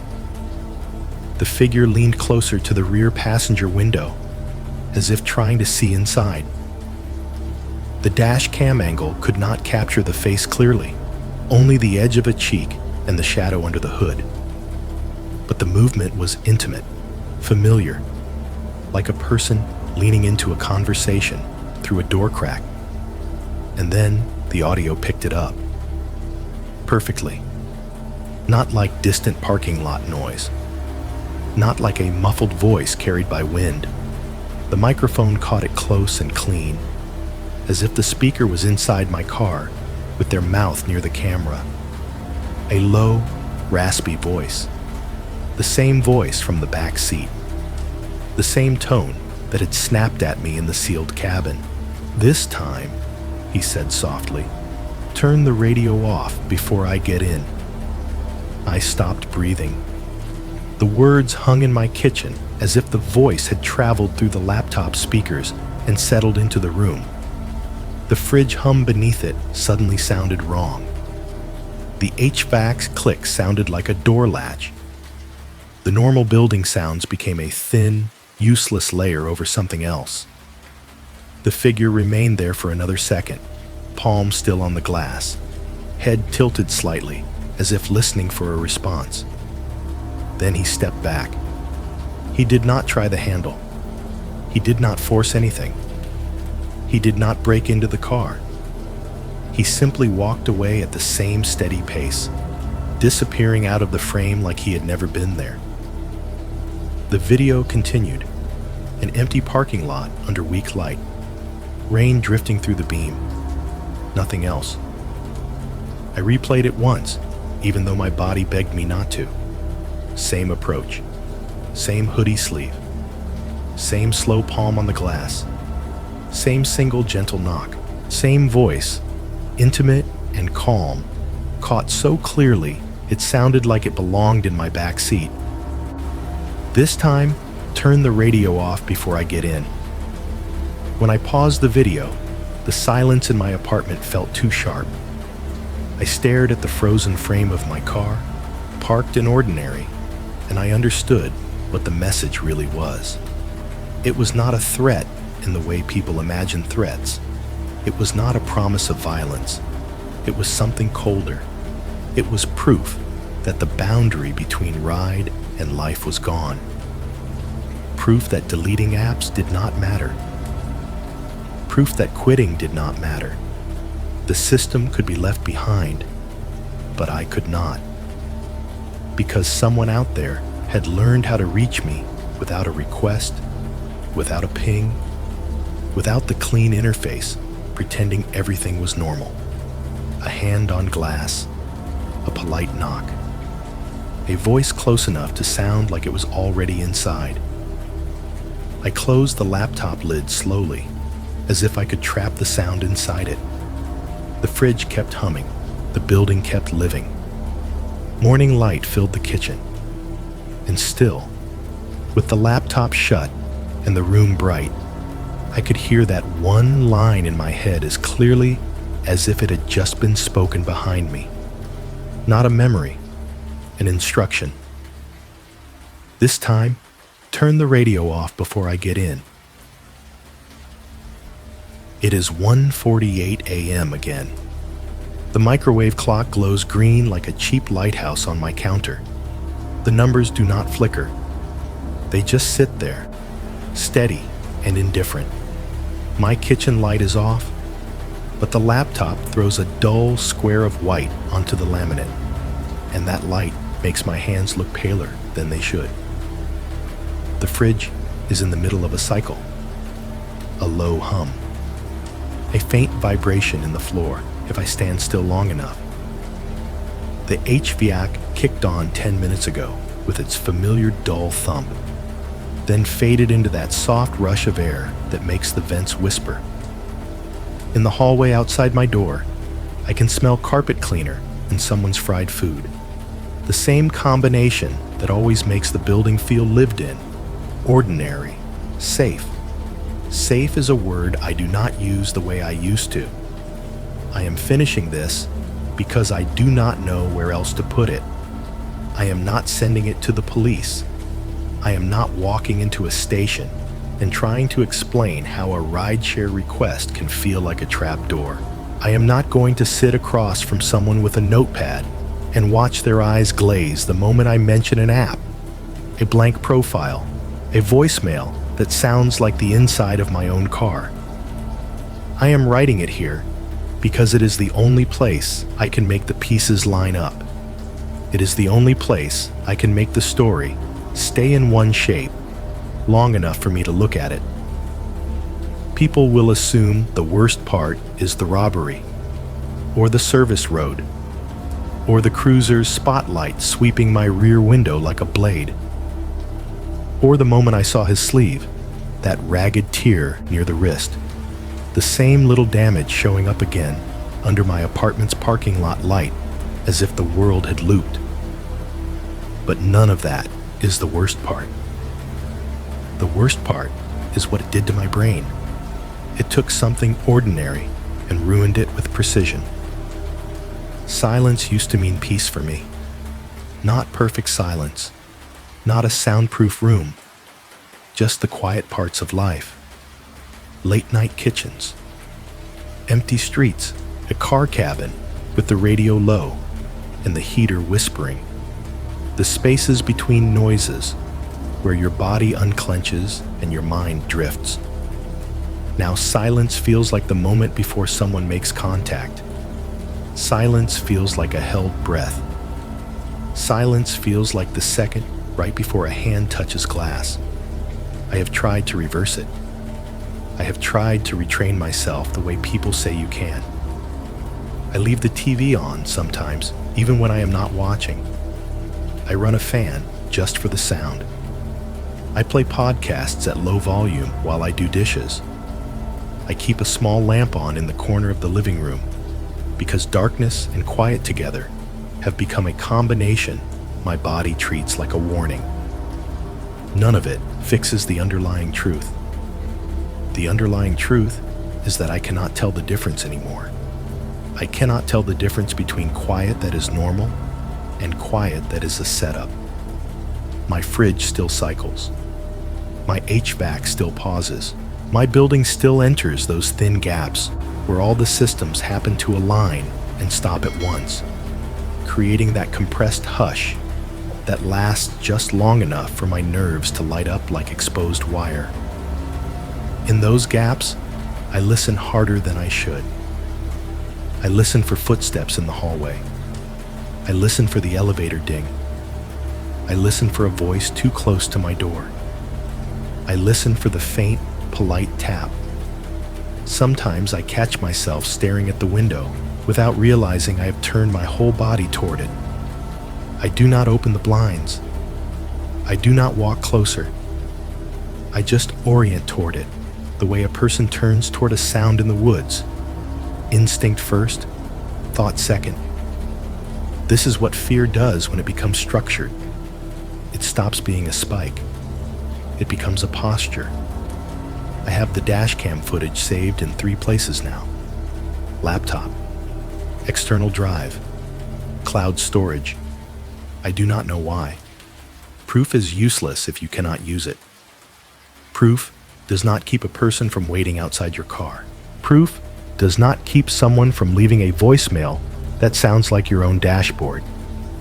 Proof does not stop a stranger from leaning into the rear passenger window and speaking as if the glass is not a boundary. But the footage is the only part of this story that does not change. Memory warps, fear edits, time softens details until you start doubting yourself. The footage stays the same. A figure approaches, a damaged sleeve, a flat palm on glass, a single gentle knock, and then that voice, caught perfectly by a microphone that has no right to capture something that intimate. This time, turn the radio off before I get in. When I replay it, the sound is always the same. When I close the laptop, the sound stays anyway. The email is almost done. The cursor blinks at the bottom of the page like a pulse. I read what I have written, and it feels too clean, too coherent, like I am trying to make a story out of something that was never supposed to be a story, like I am trying to lay out a line of events so it will behave like a timeline, when what I am really describing is a boundary collapsing. I can hear my neighbor's TV bass through the wall again, faint and rhythmic. Someone upstairs shifts their weight and the floor creaks once. A car passes outside, tires hissing softly on damp asphalt. Normal sounds. Then the fridge stops. The hum cuts off clean. The HVAC pauses in the same beat, like it has reached the end of a cycle and decided to rest.